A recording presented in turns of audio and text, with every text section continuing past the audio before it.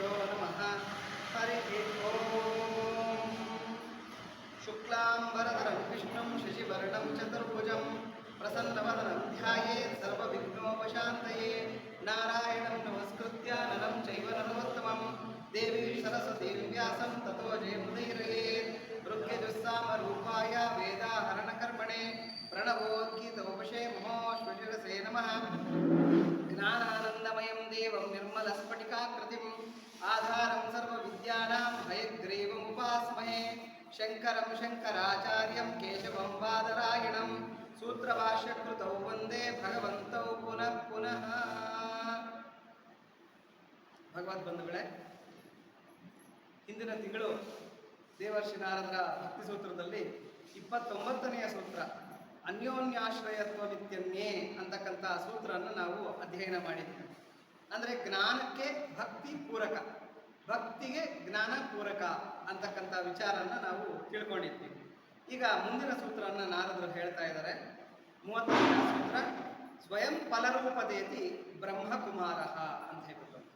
ಅಂದರೆ ಈ ಭಕ್ತಿ ಅಂತಕ್ಕಂಥದ್ದು ಮಾರ್ಗನೂ ಅದೇ ಮತ್ತು ಫಲನೂ ಅದೇ.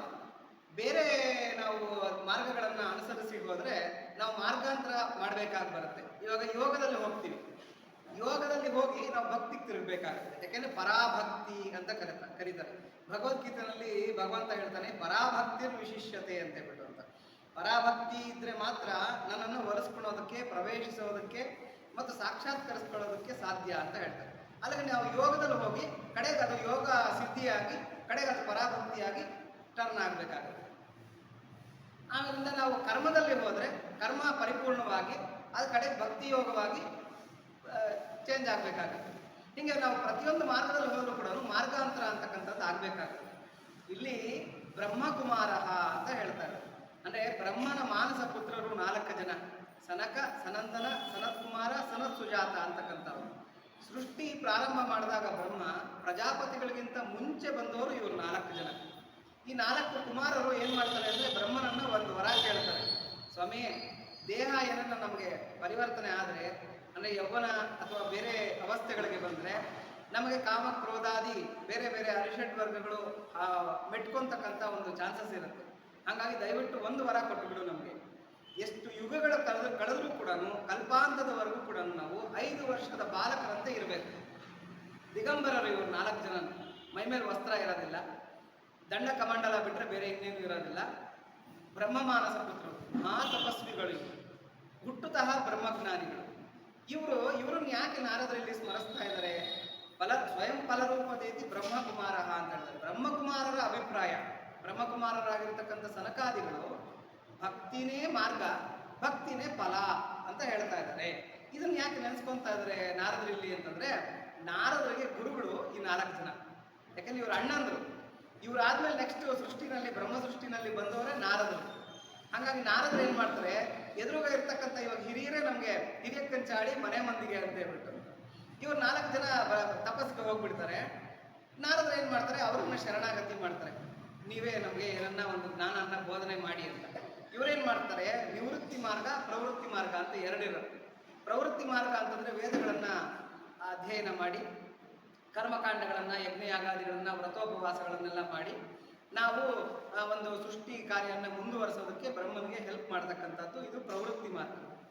ನಿವೃತ್ತಿ ಮಾರ್ಗ ಅಂದರೆ ಏನು ಅಂತಂದರೆ, ನಾವು ಇಷ್ಟು ದಿವಸ ಹೊರಗಡೆ ನೋಡ್ತಾ ಇದ್ವಿ, ಹೊರಗಡೆ ನೋಡ್ತಾ ಇರತಕ್ಕಂಥ ಒಂದು ಜ್ಞಾನನ, ಅಂದರೆ ನಮ್ಮ ಒಂದು ಅರಿವನ್ನು ನಾವು ಆಂತರ್ಯದಲ್ಲಿ ತಿರುಗಿಸ್ಕೊಂಡು ಒಳಗಡೆ ಏನಿದೆ ಚೈತನ್ಯ ಅಂತಕ್ಕಂಥದ್ದು ಏನಿದೆ ಒಳಗಡೆ, ಆ ಚೇತನ ಅಂತಕ್ಕಂಥದ್ದು ಏನಿದೆ ಅದ್ರ ಕಡೆ ಗಮನವನ್ನು ತಿರುಗಿಸ್ತಕ್ಕಂಥದ್ದನ್ನು ನಿವೃತ್ತಿ ಮಾರ್ಗ ಅಂದರೆ ಹಿಂದಕ್ಕೆ ಕೇಳ್ಕೊಳೋದು. ಮನಸ್ಸನ್ನು ಹಿಂದಕ್ಕೆ ಕೇಳ್ಕೊಳೋದನ್ನ ನಿವೃತ್ತಿ ಮಾರ್ಗ ಅಂತಾರೆ.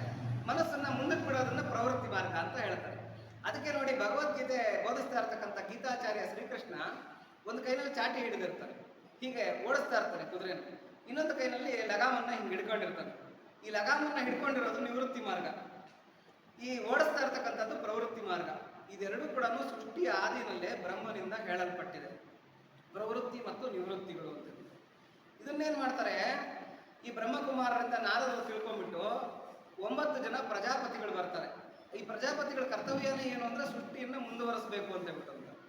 ಈ ನಾರದರು ಏನು ಮಾಡ್ತಾರೆ, ಈ ಸೃಷ್ಟಿಯನ್ನು ಮುಂದುವರಿಸಬೇಕಾಗಿರ್ತಕ್ಕಂಥ ಪ್ರಜಾಪತಿಗಳ ಮನಸ್ಸನ್ನೆಲ್ಲ ಕೆಡಿಸ್ತಾ ಇರ್ತಾರೆ.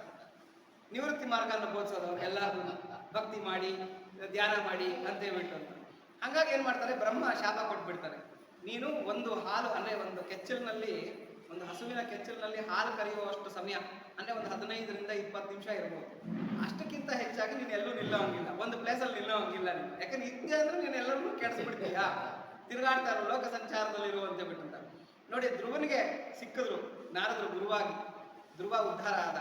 ಪ್ರಹ್ಲಾದನಿಗೆ ಸಿಕ್ಕಿದ್ರು ನಾರದರು ಗುರುವಾಗಿ, ಪ್ರಹ್ಲಾದ ಉದ್ಧಾರ ಆದ. ನಾರದರ ಸಾಂಗತ್ಯ ಯಾರ್ಯಾರಿಗೆ ಸಿದ್ಧಿಸುತ್ತೆ ಅವರೆಲ್ಲ ಉದ್ಧಾರ ಆಗ್ತಾರೆ. ಇವ್ರು ಒಂದ್ ಕಡೆ ನಿಲ್ಸಿರೋ ಲೋಕ ಸಂಚಾರ ಮಾಡೋದು ಒಂಥರದಲ್ಲಿ ವರಾನೇ ಆಯ್ತು ಎಲ್ಲರಿಗೂ ಕೂಡ. ಇಲ್ಲೇ ಇವರೆಲ್ಲ ಬ್ರಹ್ಮಲೋಕದಲ್ಲಿರೋರು, ನಮ್ಮಂತ ಅವ್ರಿಗೆ ಇವರ ಒಂದು ಸಾಂಗತ್ಯ ಸಿಗ್ತಾ ಇರಲಿಲ್ಲ. ಹಂಗಾಗಿ ಇಲ್ಲಿ ನಾರದರು ಏನ್ ಮಾಡ್ತಾ ಇದ್ರೆ, ಬ್ರಹ್ಮಕುಮಾರರು ಆ 4 ಜನ ಸನಕ, ಸನಂದನ, ಸನತ್ಕುಮಾರ, ಸನತ್ಸಜಾತರು ಅಂತಕ್ಕಂಥ ಬ್ರಹ್ಮನ ಮಾನಸ ಪುತ್ರರು, ಆದಿ ಸೃಷ್ಟಿನಲ್ಲಿ ಬಂದಿರತಕ್ಕಂಥ ಈ ಬ್ರಹ್ಮಕುಮಾರನ್ನ ಮತ್ತು ಇವರಿಗೆ ಗುರುಗಳು, ನಾರದರಿಗೆ ಗುರುಗಳಾಗಿರ್ತಕ್ಕಂಥ ಈ ಬ್ರಹ್ಮಕುಮಾರನ್ನ ಅವರ ಅಭಿಪ್ರಾಯನ ಇಲ್ಲಿ ಅವ್ರು ನೆನೆಸ್ಕೊಳ್ತಾ ಇದ್ದಾರೆ. ಯಾಕಂದ್ರೆ ಹಿರಿಯರ ಅಭಿಪ್ರಾಯ ಮಂಡಿಸ್ತಕ್ಕಂಥದ್ದು ಒಂದು ಪಾರಂಪರಾಗತವಾಗಿ ಬಂದಿರತಕ್ಕಂಥ ಒಂದು ಇದು. ಇಲ್ಲಿ ಅವರು ವಿನಯವಾಗಿ ಸ್ಮರಿಸ್ತಾರೆ, ಸ್ವಯಂ ಫಲ ರೂಪತೆ ಬ್ರಹ್ಮಕುಮಾರ. ಬ್ರಹ್ಮ ಮಾನಸ ಪುತ್ರರಾಗಿರ್ತಕ್ಕಂಥ ಸನಕಾದಿಗಳ ಅಭಿಪ್ರಾಯ ಏನು ಅಂದ್ರೆ, ನೀವು ಮಾರ್ಗಾಂತರ ಮಾಡಬೇಕಾಗಲ್ಲ, ಭಕ್ತಿನಲ್ಲೇ ಮುಂದುವರೆದ್ರೆ ಮಾರ್ಗಾಂತರ ಮಾಡಬೇಕಾಗಲ್ಲ.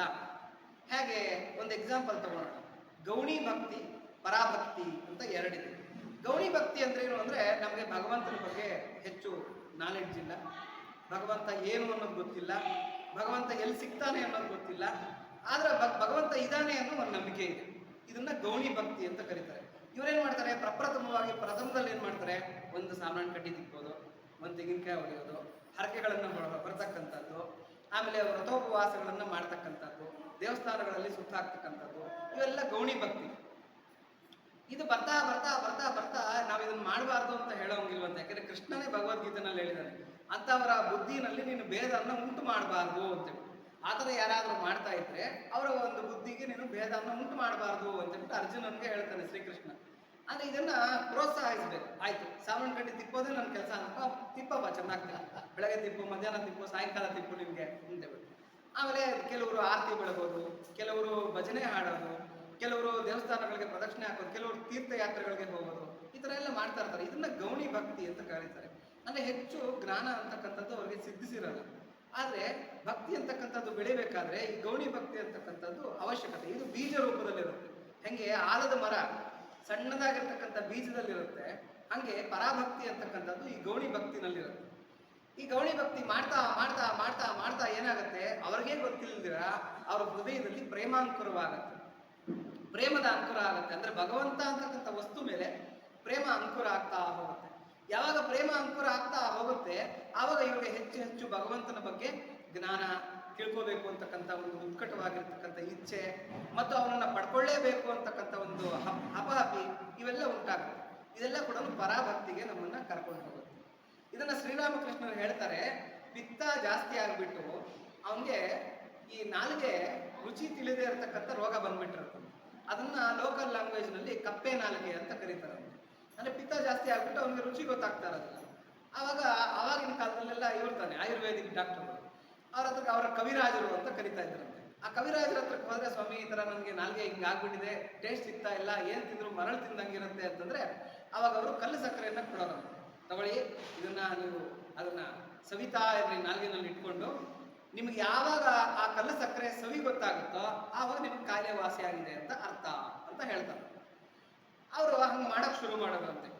ಏನು ಫಸ್ಟ್ ಟೇಸ್ಟೇ ಗೊತ್ತಾಗ್ತಾ ಇರಲಿಲ್ಲ. ಏನಿದು ಡಾಕ್ಟರ್ ಏನೋ ಕೊಟ್ಟಿದ್ದಾರೆ, ಈ ಬಾಯಲ್ಲಿ ಇಟ್ಕೊಂಡ್ರೆ ಏನು ಗೊತ್ತಾಗ್ತಾನೆ ಇಲ್ಲ ಟೇಸ್ಟು ಅಂತ ಹೇಳ್ಬಿಟ್ರು. ಆದರೆ ಡಾಕ್ಟರ್ ಹೇಳಿದ್ದಾರೆ ಮೀರೋ ಹಂಗಿಲ್ಲ. ಹಂಗಾಗಿ ಅದನ್ನ ನಾಲಿಗೆನಲ್ಲಿ ಇಟ್ಕೊಂಡು ಅದನ್ನ ಸವಿತಾ ಇರೋದು. ಸವಿತಾ ಸವಿತಾ ಸವಿತಾ ಸವಿತಾ ಸ್ವಲ್ಪ ಪಿತ್ತ ಕಡಿಮೆ ಆಗ್ತಾ ಬರೋದು.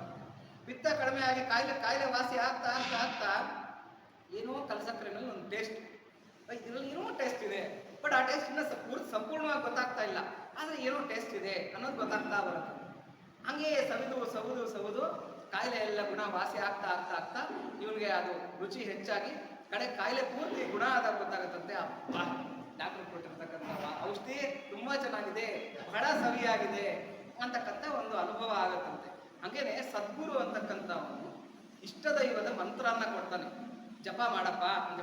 ಈ ಜಪ ಮಾಡೋದೇ ಒಂದು ಮಂತ್ರ. ಈ ಪೆರಿಯಾಳ್ವಾರು, ಆಂಡಾಳ್ ಗೋದಾದೇವಿ ಅವರ ತಂದೆ ಪೆರಿಯಾಳ್ವಾರು, ಅವರೊಂದು ಕಡೆ ಹೇಳ್ತಾರೆ, ಪೊನ್ನೈಕೊಂಡು ಹೊರ ಇಟ್ಟುಕೊಂಡೇ ಅಂತ ಹೇಳ್ತಾರೆ, ತಮಿಳು ಭಾಷಣದಲ್ಲಿ ಹೇಳ್ತಾರೆ, ಪೊನ್ನೈಕೊಂಡು ಹೊರ ಇಟ್ಟುಕೊಂಡೇ ಅಂತ. ಭಗವನ್ ನಾಮ ಪೊನ್ನಪ್ಪ, ಬಂಗಾರ. ಇದನ್ನು ನೀವೇನನ್ನ ಸವುದ್ರೆ ಜನ್ಮ ಸಾಫಲ್ಯ ಆಗ್ಬಿಡುತ್ತೆ, ಇದಕ್ಕಿಂತ ಉತ್ತಮವಾಗಿರ್ತಕ್ಕಂಥ ಸುಲಭೋಪಾಯ ಬೇರೆ ಯಾವುದೂ ಇಲ್ಲ ಅಂತ ಹೇಳಿದ್ರಂತೆ ಯಾರೋ ಗುರುಗಳು ಉಪದೇಶ ಮಾಡೋದು ಅಂತ ಇಟ್ಕೊಳ್ಳಿ.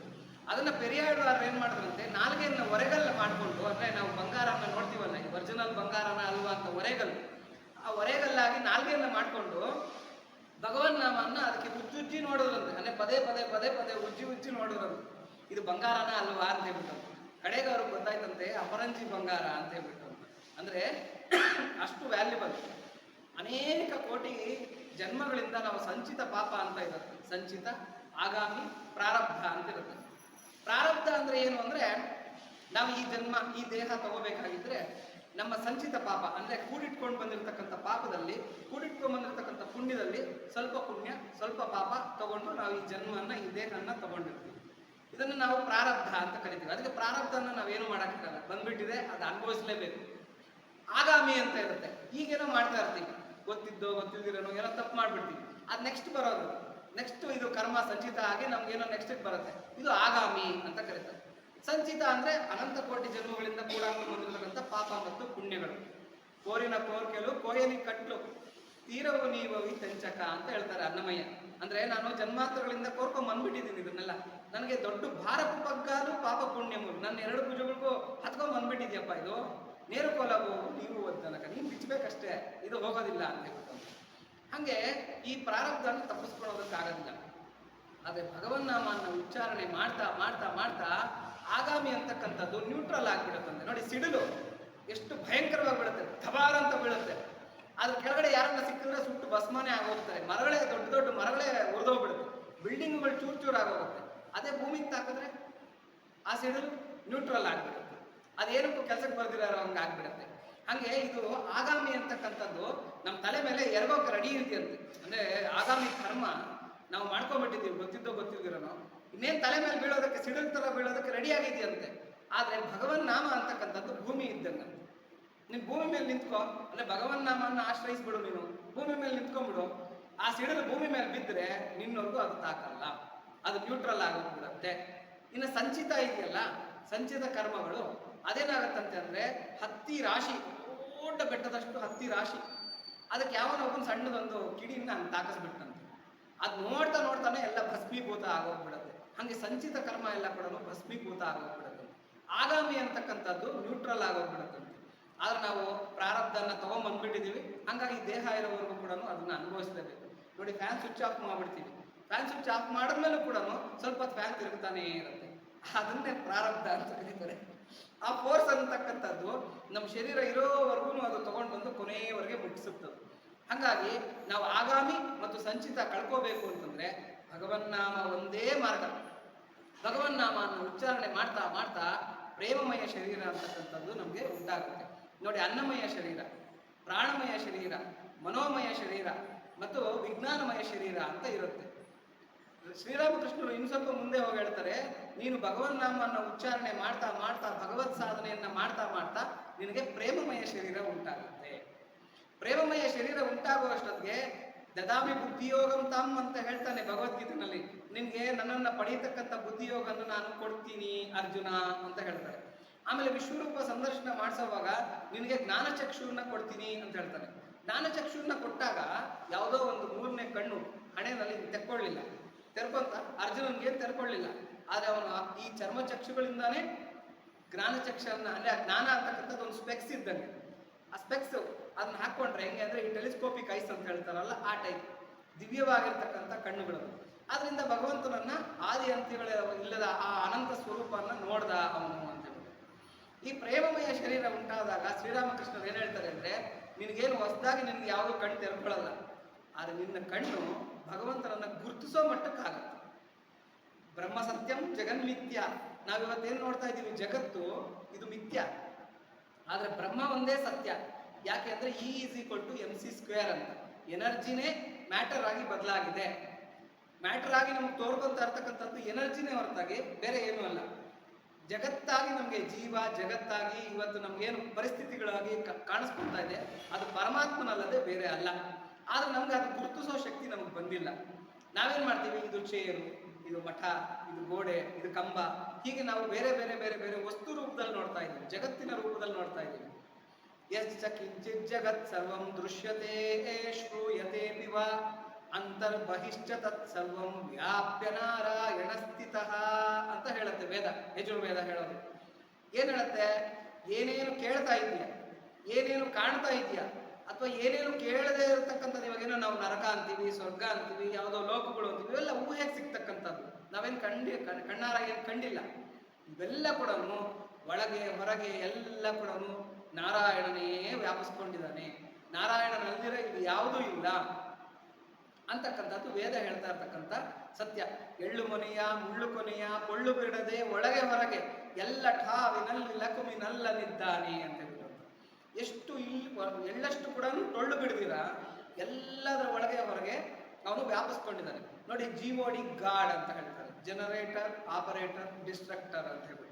ಸೃಷ್ಟಿ ಸ್ಥಿತಿ ಲಯ ಮೂರು ಮಾಡ್ತಾ ಇರ್ತಕ್ಕಂಥವನು. ಎಲ್ಲಾದ್ರೂ ಒಳಗೆ ಹೊರಗೆ ಅವನೇ ಇರೋದ್ರಿಂದ ಅವನು ಈಸಿಯಾಗಿ ಎಲ್ಲದನ್ನು ಮಾಡ್ಕೊಂಡು ಹೋಗ್ತಾ ಇದ್ದಾನೆ. Omnipotent, ಆಮ್ನಿಸೈಂಟ್ and Omni present. ಅವನು ಎಲ್ಲ ಕಡೆನೂ ಇಲ್ಲ ಅಂತಂದ್ರೆ ಅವನು ಪರಿಪೂರ್ಣ ಹೆಂಗಾಗ್ತಾನೆ? ಇಲ್ಲಿದ್ದಾನೆ ಅಲ್ಲಿಲ್ಲ ಅಂತಂದ್ರೆ ಅವನು ಪರಿಪೂರ್ಣ ಹೆಂಗಾಗ್ತಾನೆ? ಅದಕ್ಕೆ ಇಂದು ಗಲಡ ಅಂದುಲೇಡನಿ ಸಂದೇಹಂಬು ಒಲದು ಚಕ್ರಿ ಸರ್ವೋಪಗತುಂಡು ಎಂದೆಂದು ವೆದಕಿ ಚೂಸಿನ ಅಂದಂದೇ ಗಲಡು ಅಂತ ಕೋತನ್ನ ಭಾಗವತದಲ್ಲಿ ಹೇಳ್ತಾರೆ. ಪ್ರಹ್ಲಾದನ್ನ ಹಿರಣ್ಯಕಶಿಪು ಹೇಳ್ತಾರೆ, ಎಲ್ಲಿದ್ದಾನೆ ನಿನ್ನ ಹರಿ ಅಂತ. ಅಪ್ಪ, ಎಲ್ಲಿ ಬೇಕಾದ್ರೂ ಹುಡುಕಾಡ್ಕೋ, ಎಲ್ಲದರ ಒಳಗೂ ಹೊರಗೂ ಅವನೇ ತುಂಬಿ ತುಳುಕಾಡ್ತಾ ಇದ್ದಾನೆ ಅಂತ ಹೇಳ್ಬಿಟ್ಟು ಪ್ರಹ್ಲಾದ ಹೇಳ್ತಾರೆ. ಹಾಗಾಗಿ ಇಲ್ಲೇನಾಗಿದೆ, ಆ ಬ್ರಹ್ಮತತ್ವನೇ ಜೀವ ಜಗತ್ತಾಗಿ ತೋರ್ಕೊಂತ ಇರ್ತಕ್ಕಂಥ. ಆದ್ರೆ ನಮ್ಗೆ ಕಾಣುವಂತ ಶಕ್ತಿ ಇಲ್ಲ. ನಾವು ತ್ರಿಗುಣಮಯಿ ಮಾಯೆಗೆ ಒಳಗಾಗಿರೋದ್ರಿಂದ ಕಾಣುವಂತಕ್ಕಂಥ ಶಕ್ತಿ ಇಲ್ಲ. ಶ್ರೀರಾಮಕೃಷ್ಣ ಏನು ಹೇಳ್ತಾರೆ ಅಂದ್ರೆ, ಈ ಭಕ್ತಿ ಮಾಡ್ತಾ ಮಾಡ್ತಾ ಗೌಣಿ ಭಕ್ತಿನೇ ಆಗ್ಲಿ, ಅಂದ್ರೆ ನಾವು ಮೂಢ ಭಕ್ತಿನೇ ಆಗ್ಲಿ, ಗೌಣಿ ಭಕ್ತಿನೇ ಆಗ್ಲಿ, ಪ್ರಾರಂಭ ಮಾಡಿ ಅದನ್ನ ಮಾಡ್ತಾ ಮಾಡ್ತಾ ಏನಾಗುತ್ತೆ ಅಂತಂದ್ರೆ ಅದು ಪರಾಭಕ್ತಿಯಾಗಿ ಬದಲಾಗುತ್ತೆ. ಪ್ರೇಮಮಯ ಶರೀರ ಉಂಟಾಗುತ್ತೆ. ಆವಾಗ ನೀವು ಇದೇ ಕಣ್ಣುಗಳಿಂದಾನೆ, ಇದೇ ಇಂದ್ರಿಯಗಳಿಂದಾನೆ ಭಗವಂತನನ್ನ ಅನುಭವಿಸ್ತೀಯ. ಸ್ಪರ್ಶ ಸುಖ, ಭಗವಂತನ ಸ್ಪರ್ಶ ಸುಖವನ್ನು ಅನುಭವಿಸ್ತೀಯ. ಭಗವಂತನ ಆ ಏನು ದಿವ್ಯ ಮಾಲ್ಯಾಂಬರದ್ರಂ ದಿವ್ಯ ಗಂಧಾನುಲೇಪನಂ ಸರ್ವಾಶ್ಚರ್ಯಮಯಂ ದೇವಂ ಅನಂತಂ ವಿಶ್ವತೋಮುಖಂ ಅಂತ ಹೇಳ್ತಾನೆ. ಯಾರೋ ಅರ್ಜುನ ವಿಶ್ವರೂಪ ಸಂದರ್ಶನ ಮಾಡಿದಾಗ ಏನೋ ದಿವ್ಯ ಮಾಲ್ಯಾಂಬರದ್ರಂ ದಿವ್ಯ ಗಂಧಾನುಲೇಪನಂ, ಅಲ್ಲಿಗೆ ಅರ್ಜುನ ಏನ್ ಮಾಡ್ದ, ಆ ಆಗ್ರಹಣನ್ನ ಮಾಡ್ತಾ ಇದ್ದಾನೆ, ಆ ಸುಗಂಧನ್ನ ಆಸ್ವಾದಿಸ್ತಾ ಇದ್ದಾನೆ. ಆ ಭಗವಂತ ಎದುರುಗ ನಿಂತಾಗ ಆ ದಿವ್ಯವಾಗಿರ್ತಕ್ಕಂಥ ಆ ಸುಗಂಧನ್ನ ಆಗ್ರಹಣಿಸ್ತಾ ಇದ್ದಾನೆ. ಯಾವ ಮೂಗಿನಿಂದ ಆಗ್ರಹಣಿಸ್ತಾ ಇದ್ದಾನೆ?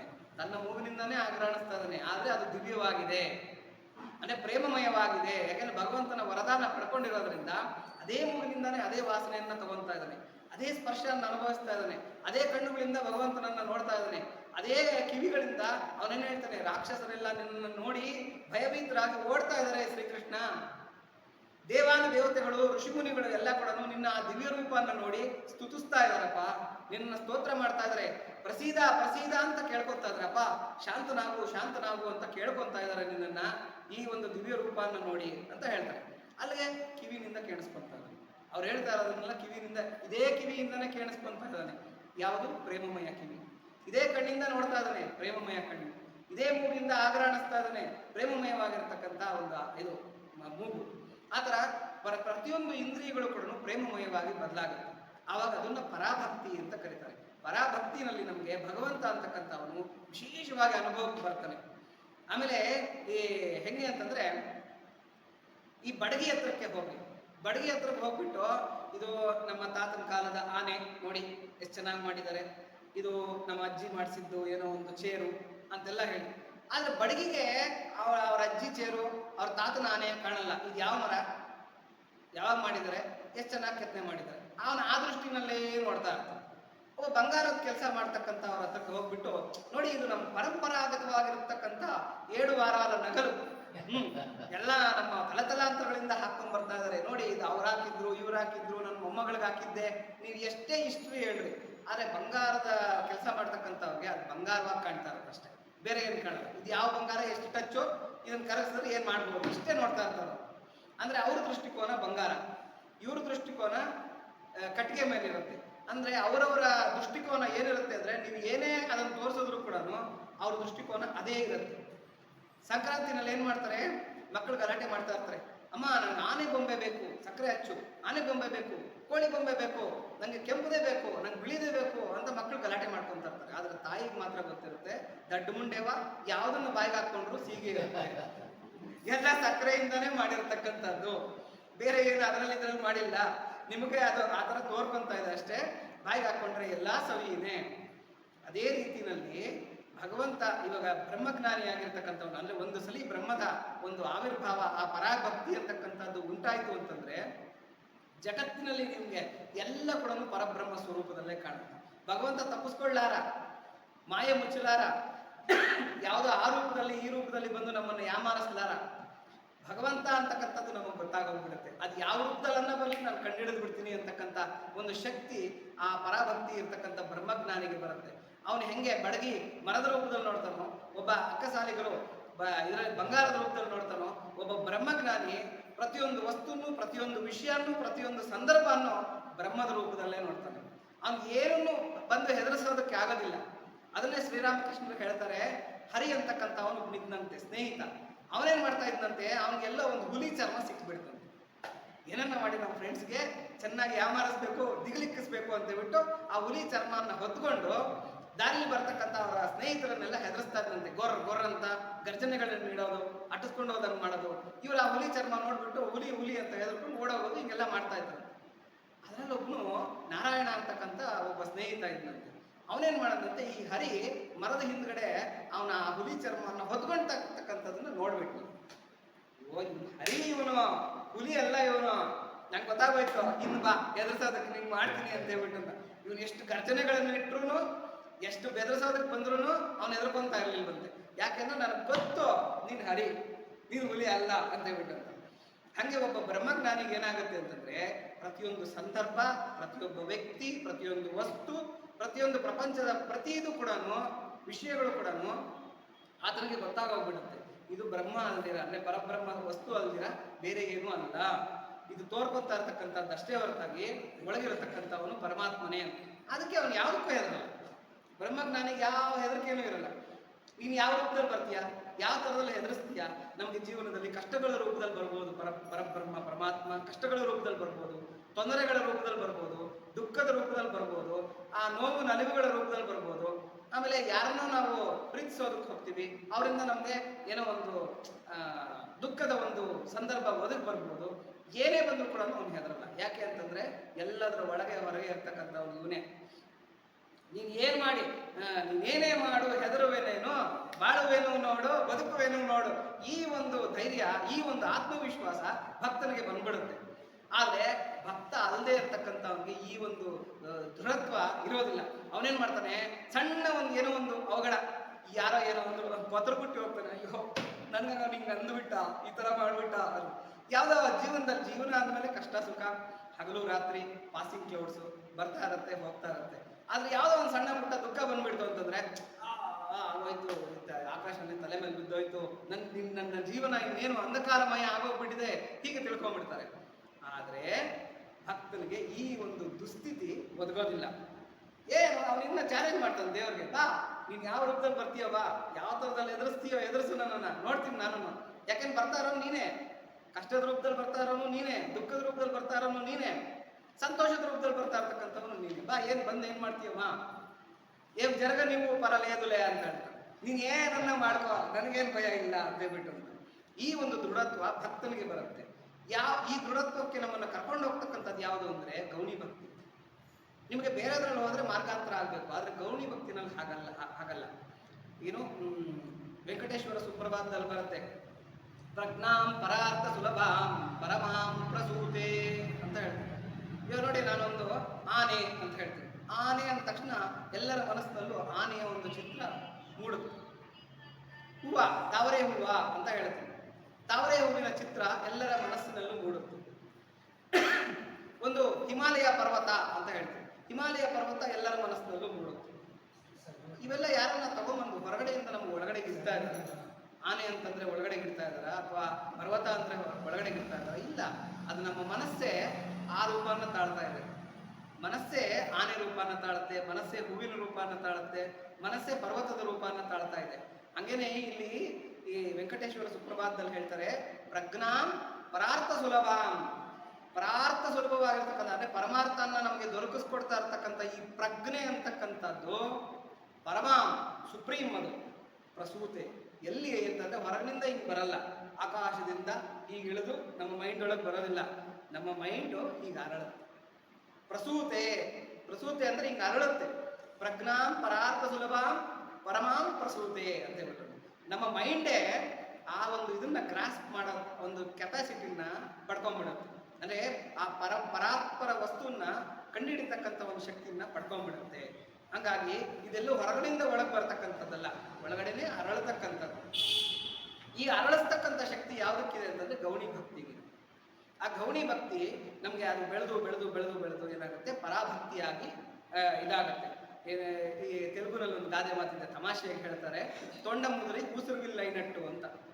ತೊಂಡ ಮುದುರಿ ಕೂಸುರುವಿಲ್ಲ ಐನಟ್ಟು ಓತಿಕೆ ಇತ್ತಂತೆ, ಅದು ವಯಸ್ಸಾದ್ಮೇಲೆ ಊಸುರು ಬೆಳ್ಳಿ ಆಯ್ತಂತೆ. ಅದೊಂದು ಗಾದೆ ಮಾತು ತೆಲುಗುನಲ್ಲಿ, ತೊಂಡ ಮುದುರಿ ಕೂಸುರು ಬೆಳ್ಳಿ ಐನಟ್ಟು ಅಂತ. ಅಂದ್ರೆ ಹೆಂಗೆ ಈ ಭಕ್ತಿ, ಗೌಣಿ ಭಕ್ತಿ ಬೆಳೀತಾ ಬೆಳೀತಾ ಬೆಳೀತಾ ಬೆಳೀತಾ ಪರಾಭಕ್ತಿಯಾಗಿ ಬದಲಾಗುತ್ತೆ. ಅದನ್ನೇ ಇಲ್ಲಿ ಬ್ರಹ್ಮಕುಮಾರರಾಗಿರ್ತಕ್ಕಂಥ ಸನತ್ ಕುಮಾರ ಇವರು ಋಷಿಗಳು, ನಾರದರಿಗೆ ಗುರುಗಳು, ಇವರ ಅಭಿಪ್ರಾಯ ಪಡ್ತಾ ಇದ್ದಾರೆ. ಇವರ ಅಭಿಪ್ರಾಯನ ಇಲ್ಲಿ ನಾರದರು ಹೇಳ್ತಾ ಇದ್ದಾರೆ. ಏನು ಅಂತಂದ್ರೆ, ಸ್ವಯಂ ಫಲ ರೂಪತೆ ಬ್ರಹ್ಮಕುಮಾರ. ಅಪ್ಪ ನೀನೆಲ್ಲೂ ಹುಡ್ಕೊಂಡು ಹೋಗ್ಬೇಕಾಗಿದ್ದಿಲ್ಲ, ನೀನು ಭಕ್ತಿನ ಆಶ್ರಯ ಮಾಡ್ಬಿಡ ಅಷ್ಟೇ. ಭಕ್ತಿ ಅಂದ್ರೆ ಇಲ್ಲಿ ಭಗವತ್ ಪ್ರೀತಿ ಅಷ್ಟೇ, ಬೇರೆ ಇನ್ನೇನು ದೊಡ್ಡ ವ್ಯಾಖ್ಯಾನ ಇಲ್ಲ. ಹೆಂಗೆ ನಾವು ಕನ್ನಡದಲ್ಲಿ ಪ್ರೀತಿ ಅಂತೀವಿ, ಸಂಸ್ಕೃತದಲ್ಲಿ ಭಕ್ತಿ ಅಂತೀವಿ ಅಷ್ಟೇ. ಭಕ್ತಿ ಅಂತಂದ್ರೆ ಪರಾತ್ಪರವಾಗಿರ್ತಕ್ಕಂಥ ಪ್ರೀತಿ, ಅಂದ್ರೆ ಭಗವಂತನ ಮೇಲೆ ತೋರಿಸ್ತಕ್ಕಂಥ ಪ್ರೀತಿ. ಇದೇ ನಿಮಗೆ ಅಲ್ಲಿ ಕರ್ಕೊಂಡು ಹೊಟ್ಟೋಗುತ್ತೆ, ಎಲ್ಲಿಗೆ ಆ ಪರಾಭಕ್ತಿಗೆ ಕರ್ಕೊಂಡು ಹೊಟ್ಟೋಗುತ್ತೆ. ಹಂಗಾಗಿ ಇದು ಫಲರೂಪ ಅಂತಕ್ಕಂಥದ್ದು ಬ್ರಹ್ಮಕುಮಾರರ ಅಭಿಪ್ರಾಯ ಅಂತಕ್ಕಂಥದ್ದು ಇಲ್ಲಿ ನಾರದರು ಇಲ್ಲಿ ನೆನೆಸ್ಕೊಂತ ಇದ್ದಾರೆ. ಮುಂದಿನ ಸೂತ್ರ 31ನೆಯ ಸೂತ್ರ ನಾರದರು ಹೇಳ್ತಾ ಇದ್ರೆ, ರಾಜಗೃಹ ಭೋಜನಾದಿಷು ತಥೈವ ದೃಷ್ಟತ್ವ. ಅದಕ್ಕೊಂದು ದೃಷ್ಟಾಂತ ಬೇಕಲ್ವಾ, ಎಕ್ಸಾಂಪಲ್ ಕೊಡ್ಬೇಕಲ್ಲ. ಸ್ವಾಮಿ ಬ್ರಹ್ಮಕುಮಾರರೇನೋ ಸನಕಾದಿಗಳು ಹೇಳ್ಬಿಟ್ರು, ಮಾರ್ಗನೂ ಇದೆ ಫಲಾನೂ ಇದೆ, ಹಂಗಾಗಿ ನೀನು ಭಕ್ತಿನ ಅನುಸರಿಸಿಕೊಂಡು ಹೋಗ್ಬಿಟ್ರೆ ಸಾಕು, ನಿನ್ನನ್ನು ಗುರಿ ಮುಟ್ಟಿಸ್ಬಿಡುತ್ತೆ ಅಂತ ಬ್ರಹ್ಮಕುಮಾರರು ಹೇಳಿದ್ದಾರೆ.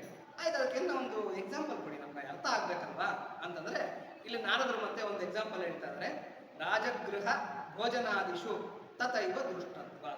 2 ಎಕ್ಸಾಂಪಲ್ ಇಲ್ಲಿ ಕೊಡ್ತಾ ಇದ್ದಾರೆ. ರಾಜಗೃಹ ಅಂದ್ರೆ ಅರಮನೆ, ಭೋಜನಾದಿಷು ತಥೈವ ದೃಷ್ಟತ್ವ. ಅದೇ ನಾನು ಕೊಡ್ತಾ ಇರ್ತಕ್ಕಂಥ ಒಂದು ಎಕ್ಸಾಂಪಲ್. ಏನು ಅಂತಂದ್ರೆ, ಇವಾಗ ರಾಜಗೃಹ ಇದೆ, ಏನೋ ಒಬ್ಬ ಮಹಾರಾಜ ಇದ್ದಾನೆ, ಚಕ್ರವರ್ತಿ. ಅವನ ಹತ್ರಕ್ಕೆ ಹೋದ್ರೆ ನಮ್ಗೆ ಆ ಚಕ್ರವರ್ತಿ ತುಂಬಾ ಕೃಪಾಳು, ದಯಾಳು. ಅವ್ನು ನಮ್ಗೆ ಬೇಕಾದ್ರನ್ನೆಲ್ಲ ಕೊಡ್ತಾನೆ, ಏನು ನಮ್ಗೆ ಕೇಳಿದ್ರೆ ಅದನ್ನೆಲ್ಲ ಕೊಡ್ತಾನೆ. ಧನ ಕನಕ ವಸ್ತು ವಾಹನ ಐಶ್ವರ್ಯ, ಆಮೇಲೆ ನವನಿಧಿಗಳು, ಆಮೇಲೆ ಇದು ಏನೋ ಧಾನ್ಯ, ಏನ್ ಕೇಳಿದ್ರೆ ಅದನ್ನೆಲ್ಲ ಕೊಡ್ತಾನೆ ಅಂತ ಮಹಾನುಭಾವ. ಅವನ ಹತ್ರಕ್ಕೆ ಹೋದ್ರೆ ಸಾಕಂತೆ, ಕೇಳಿದ್ರೆ ಸಾಕಂತೆ, ಅವನ್ನೆಲ್ಲ ಕೊಟ್ಬಿಡ್ತಾನಂತೆ. ಹೀಗೆಲ್ಲ ನಾವು ಕೇಳ್ತೀವಿ, ಯಾರೋ ಹಿರಿಯರಿಂದ ಕೇಳಲ್ಪಡ್ತೀವಿ.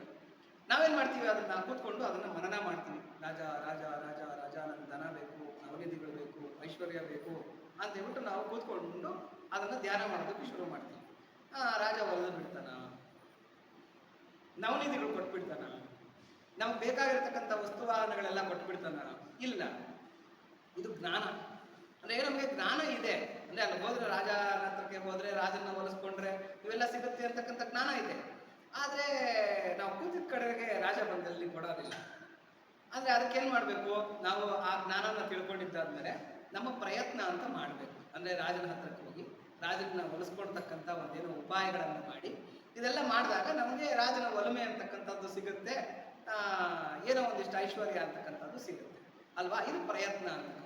ಪ್ರಯತ್ನನೇ ಮಾಡಿದ್ರೆ ನಾವು ಕೂತ್ಕೊಂಡು ರಾಜ ರಾಜ ಐಶ್ವರ್ಯ ಕೊಡುವಂತಂದ್ರೆ ಕೊಡೋದಿಲ್ಲ.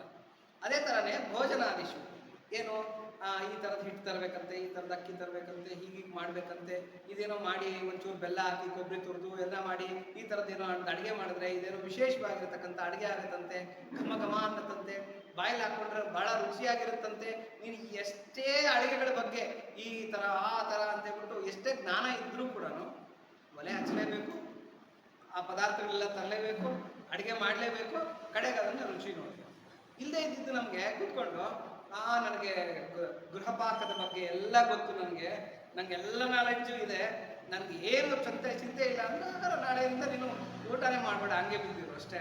ಬರೀ ಜ್ಞಾನ ಇಟ್ಕೊಂಡು ಏನು ಮಾಡ್ತೀವಿ ನೀನು ಅದನ್ನ ಇಲ್ಲಿ ನಾರದ್ರ ಏನು ಹೇಳ್ತಾರೆ ಅಂದ್ರೆ, ನಮಗೆ ಬ್ರಹ್ಮದ ಬಗ್ಗೆ ಜ್ಞಾನ ಇದೆ, ಪರಮಾತ್ಮ ಅಂದ್ರೆ ಏನು ಅಂತ ಗೊತ್ತು, ವೇದಗಳ ಬಗ್ಗೆ ಗೊತ್ತು, ಪುರಾಣಗಳ ಬಗ್ಗೆ ಗೊತ್ತು, ಉಪನಿಷತ್ತುಗಳ ಬಗ್ಗೆ ಗೊತ್ತು, ಎಲ್ಲ ತಿಳ್ಕೊಂಡ್ಬಿಟ್ಟಿದ್ದೀನಿ, ಎಲ್ಲ ಮಾಡ್ಬಿಟ್ಟಿದ್ದೀನಿ ಅಂತ ಹೇಳ್ಬಿಟ್ಟು. ಆದ್ರೆ ಯೋ ವೇದ ಅವೇದಾಭವತಿ ಅಂತ ಹೇಳುತ್ತೆ. ವೇದಗಳು ಏನ್ ಹೇಳುತ್ತೆ ಅಂದ್ರೆ, ಉಪನಿಷತ್ತುಗಳು ಏನ್ ಹೇಳುತ್ತೆ ಅಂದ್ರೆ, ಯೋ ವೇದ ಅವೇದಾಭವತಿ. ಅಪ್ಪ, ನಿನ್ನ ಲೌಕಿಕ ಜೀವನಕ್ಕೆ ನೀನ್ ಬೇಕಾಗಿರ್ತಕ್ಕಂಥ ಎಷ್ಟು ನಾಲೆಡ್ಜನ್ನ ಸಂಪಾದನೆ ಮಾಡ್ಕೋ, ನಿನಗೆ ಅದು ಉಪಯೋಗಕ್ಕೆ ಬರುತ್ತೆ. ಭಗವಂತನ ಮುಂದೆ ನಿನ್ನ ಬೇಳೆಕಾಳು ಬೇಯಲ್ಲ. ಹಾಕಿದರೂ 3 ಅಕ್ಕಿ ಕಾಳ. ಯಾರು ಕನಕದಾಸರು ಹೇಳ್ತಾರೆ, ಪುರಂದ್ರದಾಸರು ಹೇಳ್ತಾರೆ, ಮುಳ್ಳು ಕೊನೆಯ ಮೇಲೆ 3 ಕೆರೆಯ ಕಟ್ಟಿ 2 ತುಂಬದು ಒಂದು ತುಂಬಲೇ ಇಲ್ಲ ಅಂತ.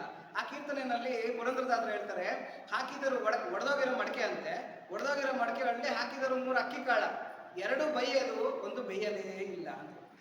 2 ಬೇಯೋದೇ ಇಲ್ವಂತೆ, ಆದ್ರೆ ಇನ್ನೊಂದು ಬೇಯ್ಬೇಕಾಗಿತ್ತು, ಆದ್ರೆ ಬೇಯಲಿಲ್ವಂತೆ. ಇದು ಯಾವುದು ಅಂತಂದ್ರೆ ಜ್ಞಾನ, ನಮ್ಮ ಜ್ಞಾನ. ಯೋ ವೇದ ಅವೇದಾಭವತಿ ಅಂತ. ನಮ್ಮಲ್ಲಿ ಜ್ಞಾನ ಇದೆ, ನಾನು ಹೈಲಿ ಟ್ಯಾಲೆಂಟೆಡ್, ನಾನು ಡೀಲ್ ರಾಜ, ನಾನು ಹಂಗ್ ಮಾಡ್ತೀನಿ, ನಾನು ಹಿಂಗ್ ಮಾಡ್ತೀನಿ ಅಂತಂದ್ರೆ ನಿನ್ನ ಬೇಳೆಕಾಳು ಭಗವಂತನ ಮುಂದೆ ಬೇಯಲ್ಲ. ನಿನ್ನ ನಾಲೆಡ್ಜು ಯೋ ವೇದ, ವೇದ ಅಂದ್ರೆ ಜ್ಞಾನ, ಅವೇದಾಭವತಿ. ಭಗವಂತನ ಮುಂದೆ ಕೆಲ್ಸಕ್ಕೆ ಬರೋದಿಲ್ಲ.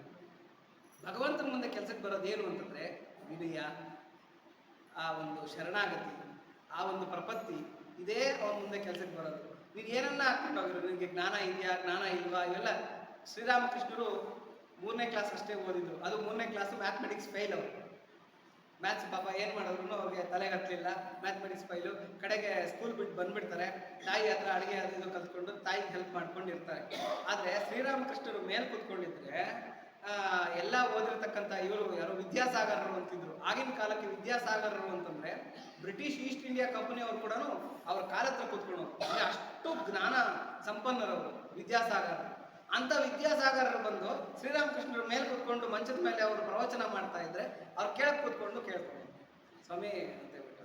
ಅಂದ್ರೆ ಇಲ್ಲಿ ವಿದ್ಯೆ ಅಂತಕ್ಕಂಥದ್ದು, ಜ್ಞಾನ ಅಂತಕ್ಕಂಥದ್ದು ಪರಬ್ರಹ್ಮ ಪರಮಾತ್ಮನ ಸಾಕ್ಷಾತ್ಕಾರಕ್ಕೆ ಇದು ಕೆಲಸಕ್ಕೆ ಬರೋದಿಲ್ಲ. ಜ್ಞಾನ ಬೇರೆ, ತಿಳುವಳಿಕೆ ಬೇರೆ. ತಿಳುವಳಿಕೆ ಹೊಂದಿದ್ರೆ ಜ್ಞಾನ ಇಲ್ಲದೇ ಇದ್ರೂ ನಡೆಯುತ್ತೆ. ಆದ್ರೆ ಜ್ಞಾನ ಇದೆ, ನನಗೆ ತಿಳುವಳಿಕೆ ಇಲ್ಲ ಅಂತಂದ್ರೆ ಭಗವಂತ ಒಲಿಯೋದಿಲ್ಲ ಅಂತ. ಅಂದ್ರೆ ನೋಡಿ, ಇಲ್ಲಿ ನಾರದ್ರು ಏನ್ ಹೇಳ್ತಾ ಇದ್ದಾರೆ, 2 ಎಕ್ಸಾಂಪಲ್ ಕೊಡ್ತಾ ಇದ್ದಾರೆ. ರಾಜನ ಒಲಿಮೆ ಬೇಕು ಅಂತಂದ್ರೆ ಪ್ರಯತ್ನ ಪಡಲೇಬೇಕು. ನಾವು ಬರೀ ಜ್ಞಾನ ಇಟ್ಕೊಂಡ್ರೆ ಆಗೋದಿಲ್ಲ. ಅಡಿಗೆ ಚೆನ್ನಾಗಿರ್ಬೇಕು, ಹೊಟ್ಟೆ ತುಂಬಬೇಕು, ತೃಪ್ತಿ ಆಗಬೇಕು ಅಂತಂದ್ರೆ ನಾವು ಅಡಿಗೆ ಮಾಡ್ಕೊಂಡು ತಿನ್ಬೇಕು. ಬರೀ ಅಡಿಗೆ ಜ್ಞಾನ ಇಟ್ಕೊಂಡು ಗೃಹ ಸಂಗಾತಿ ಅಂತ ಒಂದು ಪುಸ್ತಕ ಬರುತ್ತೆ, ಅದನ್ನ ಇಟ್ಕೊಂಡು ಎಲ್ಲ ಓದ್ಬಿಟ್ಟು ಯಾವ ಅಡಿಗೆ ಹೆಂಗೆ ಮಾಡ್ಬೇಕೆಲ್ಲ ಫುಲ್ ಗಟ್ಟೊಡೆದ್ಬಿಟ್ಟಿದ್ದೀನಿ ಬುಕ್ ಎಲ್ಲ, ನಂಗೆ ಏನು ಯೋಚನೆ ಇಲ್ಲ, ನಾಳೆಯಿಂದ ನಂಗೆ ಊಟನೇ ಬೇಕಾಗಿಲ್ಲ ಅಂತಂದ್ರೆ ನಿಂಗೆ ಹೊಟ್ಟೆ ತುಂಬಲ್ಲ. ನೋಡಿ, ಊಟ ಮಾಡಿದ ತಕ್ಷಣ 3 ಉಪಯೋಗಗಳಾಗುತ್ತೆ. ಏನಾಗುತ್ತೆ? ಫಸ್ಟು ಹಸಿವಿನಿಂದ ಮುಕ್ತಿ ಸಿಗುತ್ತೆ. ಊಟ ಮಾಡಿದ ತಕ್ಷಣ ಹಸಿವಿನಿಂದ ಮುಕ್ತಿ ಸಿಗುತ್ತೆ, ಮತ್ತು ತೃಪ್ತಿ ಸಿಗುತ್ತೆ.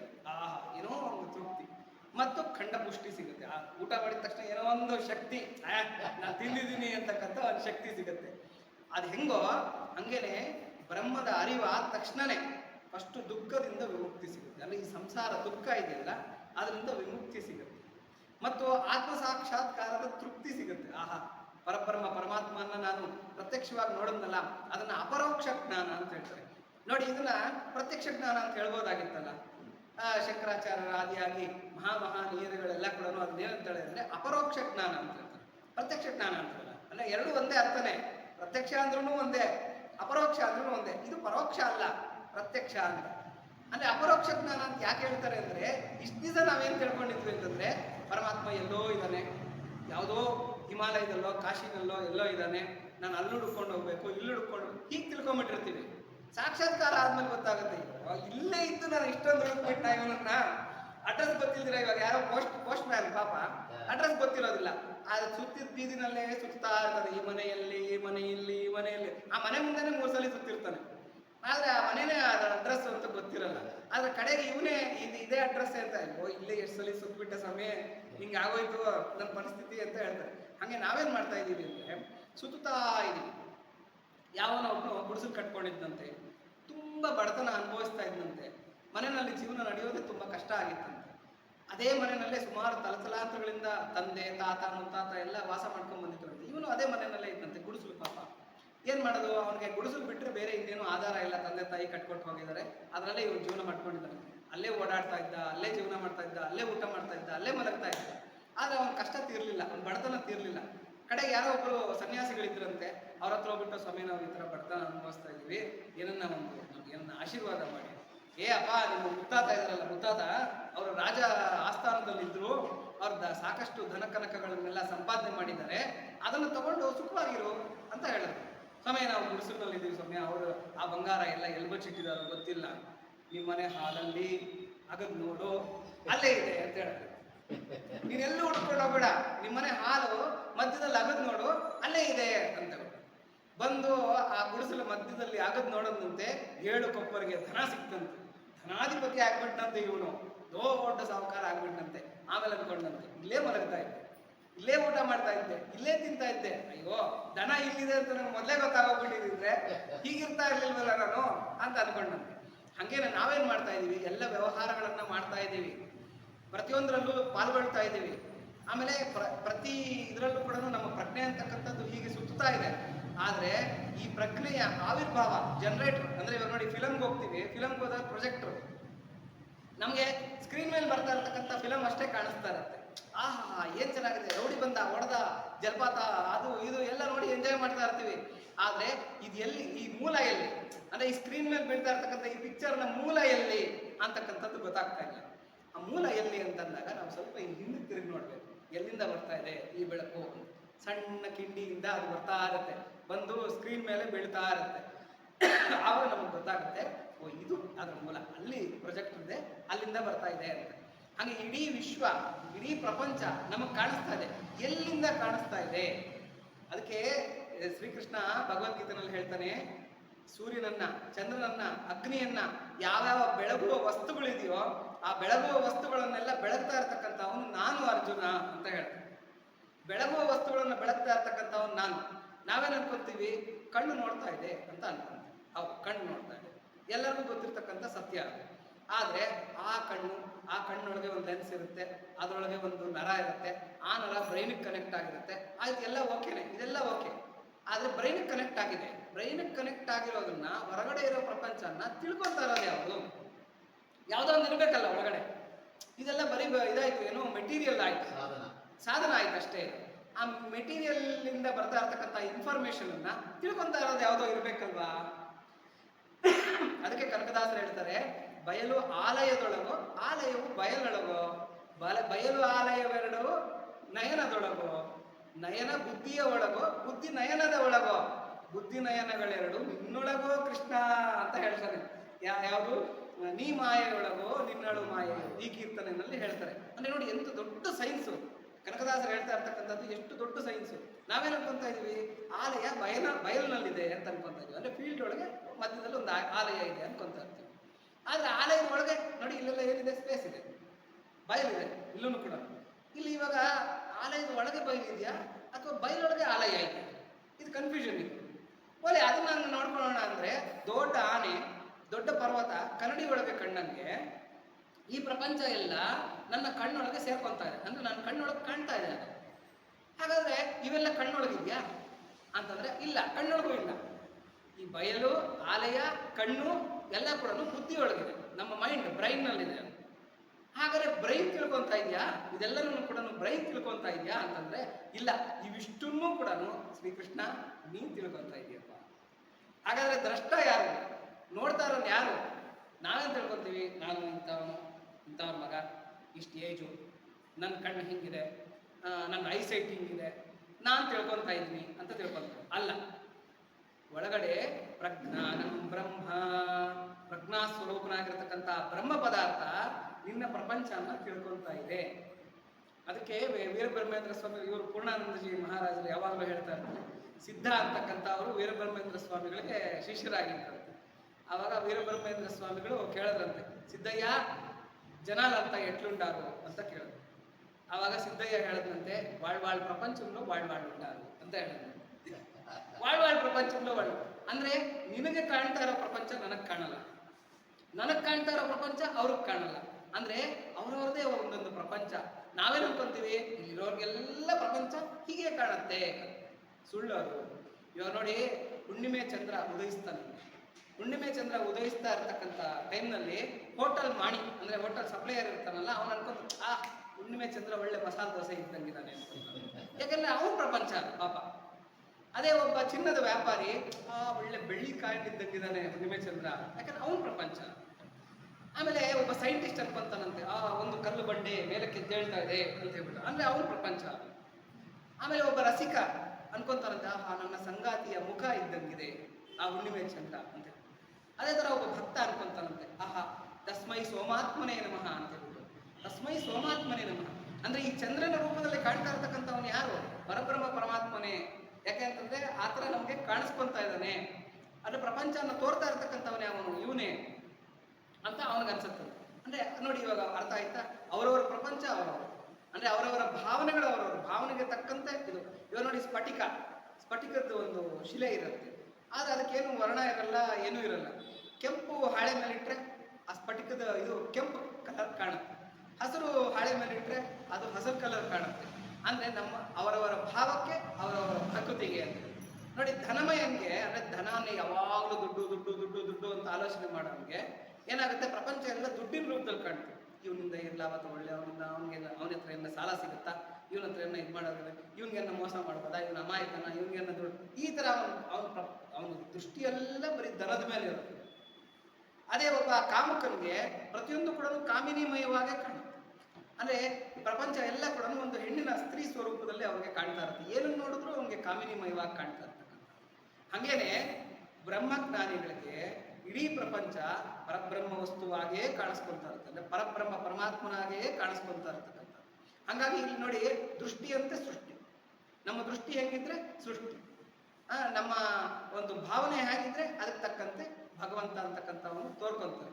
ಈಗ ಏನಾಗುತ್ತೆ, ಕೆಲವ್ರಿಗೆ ಏನಾಗುತ್ತೆ ಅಂದ್ರೆ ಪಾಂಡಿತ್ಯ ಇರುತ್ತೆ, ಅವರು ಪ್ರತಿಯೊಂದರಲ್ಲೂ ಗ್ರಾಮರ್ ಮಿಸ್ಟೇಕ್, ಕೊಂಬು ಕಹಳೆ ಎಲ್ಲ ಹುಡುಕ್ತಾ ಇರ್ತಾರೆ. ಹಂಗಲ್ಲ, ಅವ್ನು ಮಾತಾಡಿದ್ರಲ್ಲಿ ಗ್ರಾಮರ್ ಮಿಸ್ಟೇಕ್ ಇತ್ತು, ಈ ನೋಡಿ ಇದರಲ್ಲಿ ನಾರದ ಭಕ್ತಿ ಸೂತ್ರದಲ್ಲಿ ನಾರದರು ಗ್ರಾಮರ್ ಮಿಸ್ಟೇಕ್ ಮಾಡ್ಬಿಟ್ಟಿದ್ದಾರೆ, ಇಲ್ಲಿ ಈ ತರ ಮಾಡಬಾರ್ದಾಗಿತ್ತು.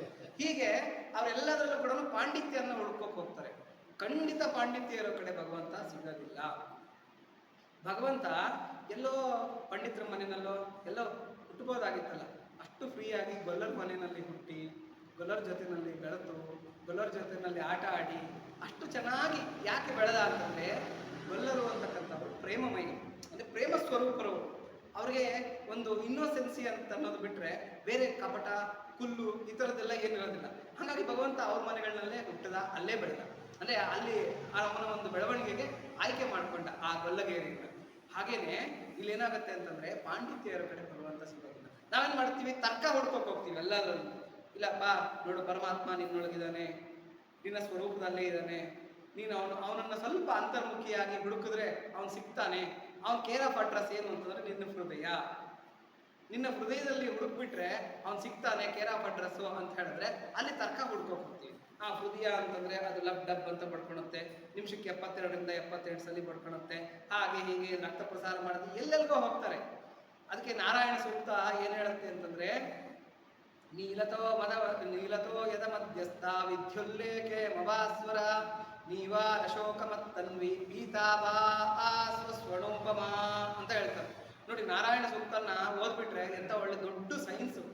ಅಂದ್ರೆ ಒಂದು ಶಾರೀರಿಕ ಶಾಸ್ತ್ರನ ಹೇಳಿದ್ದಾರೆ ಅಂತಂದ್ರೆ, 2 ಲಂಗ್ಸ್ ಬಂದು ತಾವರೆಯ 2 ಎಲೆಗಳಂತೆ, ಆಮೇಲೆ ಇದು ತಾವರೆಯ ಮೊಗ್ಗು ಬಂದು ಏನು ಅಧೋಮುಖಂ ಅಂತ ಹೇಳ್ತಾರೆ. ಅಧೋಮುಖವಾಗಿರ್ತಕ್ಕಂಥ ತಾವರೆಯ ಮೊಗ್ಗು ತರ ಇದೆಯಂತೆ. ಯಾವುದು ಅಂದ್ರೆ ಅದು ಹೃದಯ. ಆಮೇಲೆ ಆ ನರನಾಡಿಗಳೆಲ್ಲ ಮೈಯೆಲ್ಲ ಹಕ್ಕೊಂಡಿದೆಯಲ್ಲ, ಅದೆಲ್ಲ ಏನು ಅಂತಂದ್ರೆ ಬಳ್ಳಿಗಳಂತೆ, ತಾವರೆಯ ಬಳ್ಳಿಗಳು, ಶರೀರ ಎಲ್ಲ ಹಕ್ಕೊಂಡ್ಬಿಟ್ಟಿದೆ. ಹಾಗಾದ್ರೆ ಅಲ್ಲಿ ಹುಡುಕ್ಬೇಕಾ ಭಗವಂತನ, ಅಲ್ಲಿ ಹುಡುಕ್ಬೇಕಾ ನಾವು ಅಂತಂದ್ರೆ ಇಲ್ಲ. ಏನು ವಿದ್ಯುಲ್ಲೇಖೆ ಮುಖಾಸ್ವರ, ಅಲ್ಲಿಂದ ಆ ಹೃದಯ ಅಂತಕ್ಕಂಥದ್ದು ಅಧೋಮುಖವಾಗಿದೆಯಲ್ಲ, ಅಲ್ಲಿಂದ ಒಂದು ಸುಷುಮ್ನ ಅಂತಕ್ಕಂಥ ನಾಡಿ ಹೆಂಗಿದೆ ಅಂತ ನಾವು ಹೂ ಕಟ್ಟೋ ದಾರ ತರ ಬಿಳಿ ಬಣ್ಣದಲ್ಲಿ ಸಣ್ಣದಾಗಿ ಆ ಸಹಸ್ರಾರದವರೆಗೂ ಅದು ಹಬ್ಕೊಂಡಿದೆ. ಇದು ಊರ್ಧ್ವಮುಖವಾಗಿ ಹಬ್ಕೊಂಡಿದೆ. ಹೇಗಿದೆ ಅಂತಂದ್ರೆ ವಿದ್ಯುಲ್ಲೇಖೆ ಅಂತ ಇದೆಯಂತೆ. ವಿದ್ಯುಲ್ಲೇಖೆ ಅಂದ್ರೆ ಒಂದು ಮಿಂಚಿನ ಬಳ್ಳಿ ಹೇಗಿದೆ ಆ ತರ ಇದೆಯಂತೆ. ನೀನು ಅದ್ರ ಮುಖಾಂತರ ಹೋಗು, ನೀವು ಅಂದ್ರೆ ಹುಡ್ಕೋದಕ್ಕೆ ಹೋಗುವಂತ. ಅಲ್ಲೇನಾಗಿದೆ ಅಂತಂದ್ರೆ, ಈ ಹೃದಯ ನಾವು ನೋಡಿ ಸೈನ್ಸು ಹೇಳುತ್ತೆ, ನಮ್ಮ ಡಾಕ್ಟರ್ ಸಾಹೇಬರಿಗೆ ಚೆನ್ನಾಗಿ ಗೊತ್ತಿರುತ್ತೆ. ಅದು ಏನು ಅಂತಂದ್ರೆ, ಇದು ಹೃದಯ ಬಡಿತ ಆಗ್ಬೇಕು ಅಂತಂದ್ರೆ ಅಲ್ಲಿ ಒಂದು ಸ್ಪಾರ್ಕ್ ಇರುತ್ತಂತೆ. ಅದೊಂದು ಚಿಕ್ಕದೊಂದು ಏನೋ ಒಂದು ಅಂಗ, ಈ ಪುಳ್ಪುರಿ ತರ ಇರುತ್ತಂತೆ. ಅದು ಸ್ಪಾರ್ಕ್ ಶಾಕ್ ಟ್ರೀಟ್ಮೆಂಟ್ ಕೊಡ್ತಾ ಇರುತ್ತಂತೆ ಹೃದಯಕ್ಕೆ. ಅದು ಹಿಂಗೆ ಬಡ್ಕೊಂತಾ ಇರುತ್ತಂತೆ. ಅದನ್ನ ಏನ್ ಹೇಳ್ತಾರೆ ಇಲ್ಲಿ ನಾರಾಯಣ ಸೂಕ್ತದಲ್ಲಿ ಅಂತ ಹೇಳಿದ್ರೆ, ಆ ಅಂಗನ ಪೀತಾಭಾ ಸ್ವಸ್ವರೂಪಮ ಅಂತ ಹೇಳ್ತಾರೆ. ಅಂದ್ರೆ ಈ ಭತ್ತದ ಮೂಗು ಅಂತ ಇರುತ್ತೆ, ಭತ್ತದಲ್ಲಿ ಒಂದು ಮೂಗಿರುತ್ತೆ, ಅಂದ್ರೆ ದಾರಾನ ಕೋಣಿಸ್ಬೋದು. ಭತ್ತ ತಗೊಂಡ್ರೆ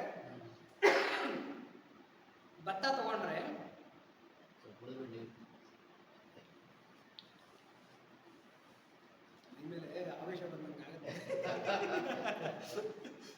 ಭತ್ತ ತಗೊಂಡ್ರೆ ಆ ಭತ್ತಕ್ಕೆ ಮೂಗು ಅಂತ ಇರುತ್ತೆ, ಅಲ್ಲಿ ನಾವು ದಾರ ಕೋಣಿಸ್ಬೋದು. ಆ ಭತ್ತದ ಮೂಗು ಹೇಗಿರುತ್ತೋ, ಸೂಕ್ಷ್ಮವಾಗಿ ಚಿಕ್ಕದಾಗಿರುತ್ತೋ ಆ ಥರದ ಒಂದು ಅಂಗ ಅಂತ, ಯೆಲ್ಲೋ ಕಲರ್ ಇರುತ್ತಂತೆ. ಪೀತಾಭಾ ಸ್ವಸ್ವರೂಪಮ, ಅಣು ಥರ ಇರುತ್ತಂತೆ. ಅದು ಈ ಹೃದಯಕ್ಕೆ ಶಾಕ್ ಟ್ರೀಟ್ಮೆಂಟ್ ಕೊಡ್ತಾ ಇರುತ್ತೆ. ಆ ಶಾಕ್ ಕೊಡ್ತಾ ಇರತಕ್ಕಂಥ ಆ ಸ್ಪಾರ್ಕ್ ಇದೆಯಲ್ಲ, ಅದನ್ನ ಶಿಖಾ ಅಂತ ಕರೀತಾರೆ. ಶಿಖಾ ಅಂದ್ರೆ ಸಂಸ್ಕೃತದಲ್ಲಿ ಅಗ್ನಿ ಅಂತ ಕೆಲವು ರೀತಿ ಅನ್ಕೊಳ್ತಾರೆ. ತಸ್ಯ ಶಿಖಾಯ ಮಧ್ಯೆ ಪರಮ ಆತ್ಮ ವ್ಯವಸ್ಥಿತ ಅಂತ ವೇದನೆ ಹೇಳ್ಬಿಟ್ಟಿದೆ, ಹಂಗಾಗಿ ದೇವರು ಇಲ್ಲಿದ್ದಾನೆ ಅಂತ ಹೇಳ್ಬಿಟ್ಟು. ಅಲ್ಲ, ಇಲ್ಲಿ ಶಿಖಾ ಅಂತಂದ್ರೆ ಏನು ಅಂತಂದ್ರೆ, ಸಂಸ್ಕೃತದಲ್ಲಿ ಶಿಖಾ ಅಂತಂದ್ರೆ ಅಗ್ನಿಯ ಜ್ಯೋತಿ, ಅಂದ್ರೆ ಆ ಯೆಲ್ಲೋ ಕಲರ್ ಆ ಜ್ಯೋತಿ, ಅಂದ್ರೆ ಆ ಸ್ಪಾರ್ಕ್, ಅದನ್ನ ಶಿಖಾ ಅಂತ ಕರೀತಾರೆ. ತಸ್ಯ ಶಿಖಾಯ ಮಧ್ಯೆ ಪರಮ ಆತ್ಮ ವ್ಯವಸ್ಥಿತ. ನಿನ್ನ ಹೃದಯಕ್ಕೆ ಶಾಕ್ ಟ್ರೀಟ್ಮೆಂಟ್ ಕೊಡ್ತಾ ಇರ್ತಕ್ಕಂಥ ಅಂಗ ಇದೆಯಲ್ಲ, ಆ ಅಂಗದಲ್ಲಿ ಬರ್ತಾ ಇರ್ತಕ್ಕಂಥ ಸ್ಪಾರ್ಕ್ ಇದೆಯಲ್ಲ, ಆ ಸ್ಪಾರ್ಕಿನ ಮಧ್ಯದಲ್ಲಿ ಪರಮಾತ್ಮ ಇದ್ದಾನೆ ನೋಡಿ. ಅದು ಅಡ್ರೆಸ್, ಭಗವಂತನ ಅಡ್ರೆಸ್ ಎಲ್ಲಿ ಅಂತ ವೇದ ಹೇಳೋದು ಅಂತಂದ್ರೆ ನೋಡಿ, ಅದು ಆ ಸ್ಪಾರ್ಕಿನ ಮಧ್ಯದಲ್ಲಿದ್ದಾನೆ. ಹಾಗಾಗಿ ನಾವೇನ್ ಮಾಡ್ಬೇಕು ಅಂತಂದ್ರೆ, ಧ್ಯಾನದಲ್ಲಿ ಆ ಯೆಲ್ಲೋ ಕಲರ್ನ, ಆ ಹೃದಯನ, ಆ ಹೃದಯದ ಮಧ್ಯದಲ್ಲಿ, ಆ ಒಂದು ಸ್ಪಾರ್ಕಿನ ಮಧ್ಯದಲ್ಲಿ, ಆ ಜ್ಯೋತಿಯ ಮಧ್ಯದಲ್ಲಿ ಇರ್ತಕ್ಕಂಥ ಆ ಪರಮಾತ್ಮನ ಧ್ಯಾನ ಮಾಡಬೇಕು. ಪೀತಾಭಾ ಸ್ವಸ್ವರೂಪಮ ತಸ್ಯ ಶಿಖಾಯ ಮಧ್ಯೆ ಪರಮ ಆತ್ಮ ವ್ಯವಸ್ಥಿತ. ಅವನು ಹಾಗಾದ್ರೆ ಏನು, ಅವನಿಗೆ ಅವನ ಆಕಾರ ಇಲ್ಲ, ಅವನು ನಿರಾಕಾರ. ಇವಾಗ ನೋಡಿ, ಮ್ಯಾಗ್ನೆಟಿಕ್ ಫೀಲ್ಡ್ಗೆ ಆಕಾರ ಇದೆಯಾ, ಗುರುತ್ವಾಕರ್ಷಣ ಶಕ್ತಿಗೆ ಆಕಾರ ಇದೆಯಾ, ಹಾಗೇನೆ ಅದು ಒಂದು ಶಕ್ತಿ, ಆ ಶಕ್ತಿಗೆ ಆಕಾರ ಇಲ್ಲ. ಆದ್ರೆ ಅದನ್ನ ವೇದ ಏನ್ ಹೇಳ್ತಾ ಇದೆ ಅಂದ್ರೆ, ಸ ಬ್ರಹ್ಮ, ಅದನ್ನ ಬ್ರಹ್ಮ ಅಂತ ಕರೀತಾರಪ್ಪ. ಆ ಜ್ಯೋತಿನ್ನೇ ಬ್ರಹ್ಮ ಅಂತ ಕರೀತಾರೆ, ಪ್ರಜ್ಞೆ ಅಂತ. ಸ ಬ್ರಹ್ಮ ಸ ಹರಿಹಿ, ಅವನನ್ನ ಮಹಾವಿಷ್ಣು ಅಂತ ಕರೀತಾರೆ. ಸೇಂದ್ರ, ಅವನನ್ನ ಇಂದ್ರ ಅಂತ ಕರೀತಾರೆ. ಸ ಶಿವ, ಅವನನ್ನ ಶಿವ ಅಂತ ಕರೀತಾರೆ. ಸೋ ಅಕ್ಷರ, ಅಂದ್ರೆ ನಾಶವಿಲ್ಲದ ವಸ್ತು ಅಂತ ಕರೀತಾರೆ. ಶರೀರ ನಾಶ ಆಗೋಗುತ್ತೆ, ಇಂದ್ರಿಯಗಳ ನಾಶ ಆಗೋಗುತ್ತೆ, ಮನಸ್ಸು ನಾಶ ಆಗುತ್ತೆ, ಬುದ್ಧಿ ನಾಶ ಆಗುತ್ತೆ. ಆದ್ರೆ ಈ ಪ್ರಜ್ಞೆ ಅಂತಕ್ಕಂಥದ್ದು ಹಾಗೆ ಉಳ್ಕೊಳುತ್ತೆ. ಅದಕ್ಕೆ ಯಮ ನಚಿಕೇತನ್ಗೆ ಹೇಳ್ತಾನೆ ಯಾವ್ದ್ರಲ್ಲಿ, ಕಠೋಪನಿಷತ್ನಲ್ಲಿ, ಏ ನಚಿಕೇತ, ಶರೀರ ಬಿದ್ದೋದ್ಮೇಲೆ, ಅಂದ್ರೆ ಪ್ರಾಣ ಹೋದ್ಮೇಲೆ ಆ ಶರೀರದ ಶವ ಮಲಗಿಸಿರ್ತಾರಲ್ಲ, ಆ ಶವದಲ್ಲೂ ಕೂಡ ಯಾವ್ದು ಉಳ್ಕೊಂಡಿರುತ್ತೋ ಅದೇ ಇದು ಅಂತ. ಅದೇ ಇದು ಅಂತಂದ್ರೆ ಆ ಪರಬ್ರಹ್ಮ, ನೀನ್ ಕೇಳಿದ್ರಲ್ಲ, ಆ ನೀನ್ ಕೇಳಿದ ಪರಬ್ರಹ್ಮ ವಸ್ತು ಅದೇ ಇದು ಅಂತ ಹೇಳ್ತಾರೆ. ಅಂದ್ರೆ ಶರೀರ ಬಿದ್ದೋದ್ರೂ ಕೂಡ ಅದು ಉಳ್ಕೊಂಡೇ ಇರುತ್ತೆ, ಅದಕ್ಕೆ ನಾಶ ಅನ್ನೋದಿಲ್ಲ. ಹಾಗಾಗಿ ಸೋ ಅಕ್ಷರ ಪರಮ, ಪರಮ ಅಂದ್ರೆ ಸುಪ್ರೀಂ ಅಂತ, ಅದಕ್ಕಿಂತ ದೊಡ್ಡದು ಯಾವುದೂ ಇಲ್ಲ. ಮತ್ತ ಪರತರಂ ನಾನ್ ಎತ್ಕಿಂಚಿದಸ್ತಿ ಧನಂಜಯ ಅಂತ ಹೇಳ್ಕೊಂತಾನೆ ಶ್ರೀಕೃಷ್ಣ ಭಗವದ್ಗೀತೆಯಲ್ಲಿ. ನನಗಿಂತ ದೊಡ್ಡದಾಗಲಿ ಶ್ರೇಷ್ಠವಾಗಿರ್ತಕ್ಕಂಥ ವಸ್ತು ಯಾವುದೂ ಇಲ್ಲ ಅಂತ. ಸ ಪರಮ, ಸೋ ಅಕ್ಷರ ಪರಮ ಸ್ವರಾಟ್. ಸ್ವರಾಟ್ ಅಂದ್ರೆ ಏನು ಅಂದ್ರೆ ಅದಕ್ಕೆ ಅದೇ ಒಡೆಯ. ಇವಾಗ ಎಲ್ಲದಕ್ಕೂ ಏನೋ ಒಂದು ಒಡೆಯರು ಅಂತ ಇರ್ತಾರೆ, ಯಾವುದಕ್ಕೂ ಒಂದು ಹೆದರಿಗೆ ನಾವು ನಡಿಬೇಕಾಗತ್ತೆ. ಏನು, ಮಕ್ಕಳಿಗೆ ಅಪ್ಪ ಅಮ್ಮನ ಭಯ, ಅಪ್ಪ ಅಮ್ಮನಿಗೆ ಪೊಲೀಸರ ಭಯ, ಪೊಲೀಸರಿಗೆ ಯಾರೋ ರಾಜಕಾರಣಿಗಳ ಭಯ, ರಾಜಕಾರಣಿಗಳಿಗೆ ಇನ್ಯಾರ್ದೋ ಭಯ, ಹೀಗೆ ಒಬ್ರಿಗೊಬ್ರಿಗೊಬ್ರಿಗೊಬ್ರಿಗೊಬ್ರು ಭಯ ಅಂತಕ್ಕಂಥದ್ದು ಹೋಗ್ತಾರೆ. ರಾಜರಿಗೆ ಶತ್ರುಗಳ ಭಯ, ಹೀಗೆ ಪ್ರತಿಯೊಬ್ಬರಿಗೂ ಏನೋ ಒಂದು. ಯೌವನಕ್ಕೆ ಮುದಿತನದ ಭಯ, ಆರೋಗ್ಯಕ್ಕೆ ಅನಾರೋಗ್ಯದ ಭಯ, ಜನನಕ್ಕೆ ಮರಣದ ಭಯ, ಹಿಂಗೆ ಪ್ರತಿಯೊಂದಕ್ಕೂ ಒಂದು ಭಯ ಅಂತಕ್ಕಂಥದ್ದು ಇದ್ದೇ ಇದೆ. ಭಯ ಇಲ್ಲದೆ ಇರತಕ್ಕಂಥ ವಸ್ತು ಯಾವುದೂ ಇಲ್ಲ. ಆದ್ರೆ ಸ್ವರಾಟ್, ಈ ಪರಬ್ರಹ್ಮ ವಸ್ತು ಇದೆಯಲ್ಲ, ಈ ಪರಬ್ರಹ್ಮ ವಸ್ತು ತನಗೆ ತಾನೇ ಒಡೆಯ, ಸ್ವರಾಟ್. ಅದಕ್ಕೆ ವಿಧಾತ ಅಂತ ಕರೀತಾರೆ ಅವನ್ನ. ವಿಧಾತ ಅಂದ್ರೆ ಎಲ್ಲರ ಒಂದು ಜಾತಕನ್ನ ಬರೆಯೋನು, ಆದ್ರೆ ಅವನಿಗೆ ಜಾತಕ ಇಲ್ಲ. ಯಾವನು ಎಲ್ಲರಿಗೂ ಅಪ್ಪ ಅಮ್ಮನೋ, ಆದ್ರೆ ಅವನಿಗೆ ಅಪ್ಪ ಅಮ್ಮ ಇಲ್ಲ. ಯಾವನು ಎಲ್ರಿಗೂ ಗುರುನೋ, ಆದ್ರೆ ಅವನಿಗೆ ಗುರು ಇಲ್ಲ. ಯಾವನು ಎಲ್ರಿಗೂ ಆದಿನೋ, ಆದ್ರೆ ಅವನಿಗೆ ಆದಿ ಇಲ್ಲ. ಯಾವನೆಲ್ರಿಗೂ ಅಂತ್ಯನೋ, ಯಾಕಂದ್ರೆ ಕಬಳಿಸ್ಬಿಡ್ತಾನೆ ಒಳಗಡೆ ಕಾಲಸ್ವರೂಪನಾಗಿ. ಕಾಲೋಸ್ಮಿ ಲೋಕ ಕ್ಷಯಕೃತ್ ಪ್ರವೃದ್ಧೋ ಅಂತ ಹೇಳ್ತಾನೆ. ಎಲ್ಲದನ್ನು ಕಾಲಸ್ವರೂಪನಾಗಿ ಕಬಳಿಸ್ಬಿಡ್ತಾನೆ, ಆದ್ರೆ ಅವನನ್ನು ಕಬಳಿಸ್ತಕ್ಕಂಥವ್ರು ಯಾರು ಇಲ್ಲ. ಅದಕ್ಕೆ ಅವನನ್ನ ಕಾಲ ಅಂತ ಕರೀತಾರೆ, ಮಹಾಕಾಲ, ಕಾಲ ಅಂತ ಕರೀತಾರೆ. ಟೈಮನ್ನ ಮೀರಿರ್ತಕ್ಕಂಥ, ಅಂದ್ರೆ ಟೈಮ್ ಎಲ್ಲಿಂದ ಸೃಷ್ಟಿ ಆಯಿತು, ಬಿಗ್ ಬ್ಯಾಂಗ್ ಅಂತ ಸೃಷ್ಟಿ ಆಯಿತು. ಸೈಂಟಿಸ್ಟ್ಗಳು ಹೇಳೋ ಪ್ರಕಾರ ಏನಂದ್ರೆ, ಬಿಗ್ ಬ್ಯಾಂಗ್ ಅಂತ ಒಂದು ಆಯಿತು, ಒಂದು ಪಾಯಿಂಟ್ ಇಂದ ಸೃಷ್ಟಿ ಎಲ್ಲ ಬಂತು, ಅಲ್ಲಿಂದ ಕಾಲ ಮಾಡ್ಕೊಂಡು, ಅಂದ್ರೆ ಟೈಮ್ ಅಂತಕ್ಕಂಥದ್ದು ಅಲ್ಲಿಂದ ಕ್ಯಾಲ್ಕುಲೇಷನ್ ಶುರುವಾಯಿತು. ಆದ್ರೆ ಇದು ಕಾಲನ್ನ ಮೀರಿರ್ತಕ್ಕಂಥ ವಸ್ತು, ಇದು ಕಾಲ ಮಹಾಕಾಲ. ಹಂಗಾಗಿ ಅದು ನೋಡಿ ಸ್ವರಾಟ್, ಅದು ಸ್ವರಾಟ್ ನೋಡಿ. ನಾರಾಯಣ ಸೂಕ್ತ ಎಂಥ ಒಳ್ಳೆ ಸೈನ್ಸ್ ಅನ್ನ ಹೇಳ್ತಾ ಇದೆ ಅಂತ ಹೇಳ್ಬಿಟ್ಟು ಅಂತ. ಹಂಗೆ ಇಲ್ಲಿ ನಾರದ್ರು ಏನ್ ಹೇಳ್ತಾ ಇದ್ದಾರೆ ಅಂತಂದ್ರೆ ರಾಜಗೃಹ ಭೋಜನಾದಿಶು. ನಿಮ್ಗೆ ಎಕ್ಸಾಂಪಲ್ ಬೇಕು ಅಂತಂದ್ರೆ ಬರೀ ನಾಲೆಡ್ಜ್ ಇಂದ ಸಾಧ್ಯ ಆಗೋದಿಲ್ಲಪ್ಪ.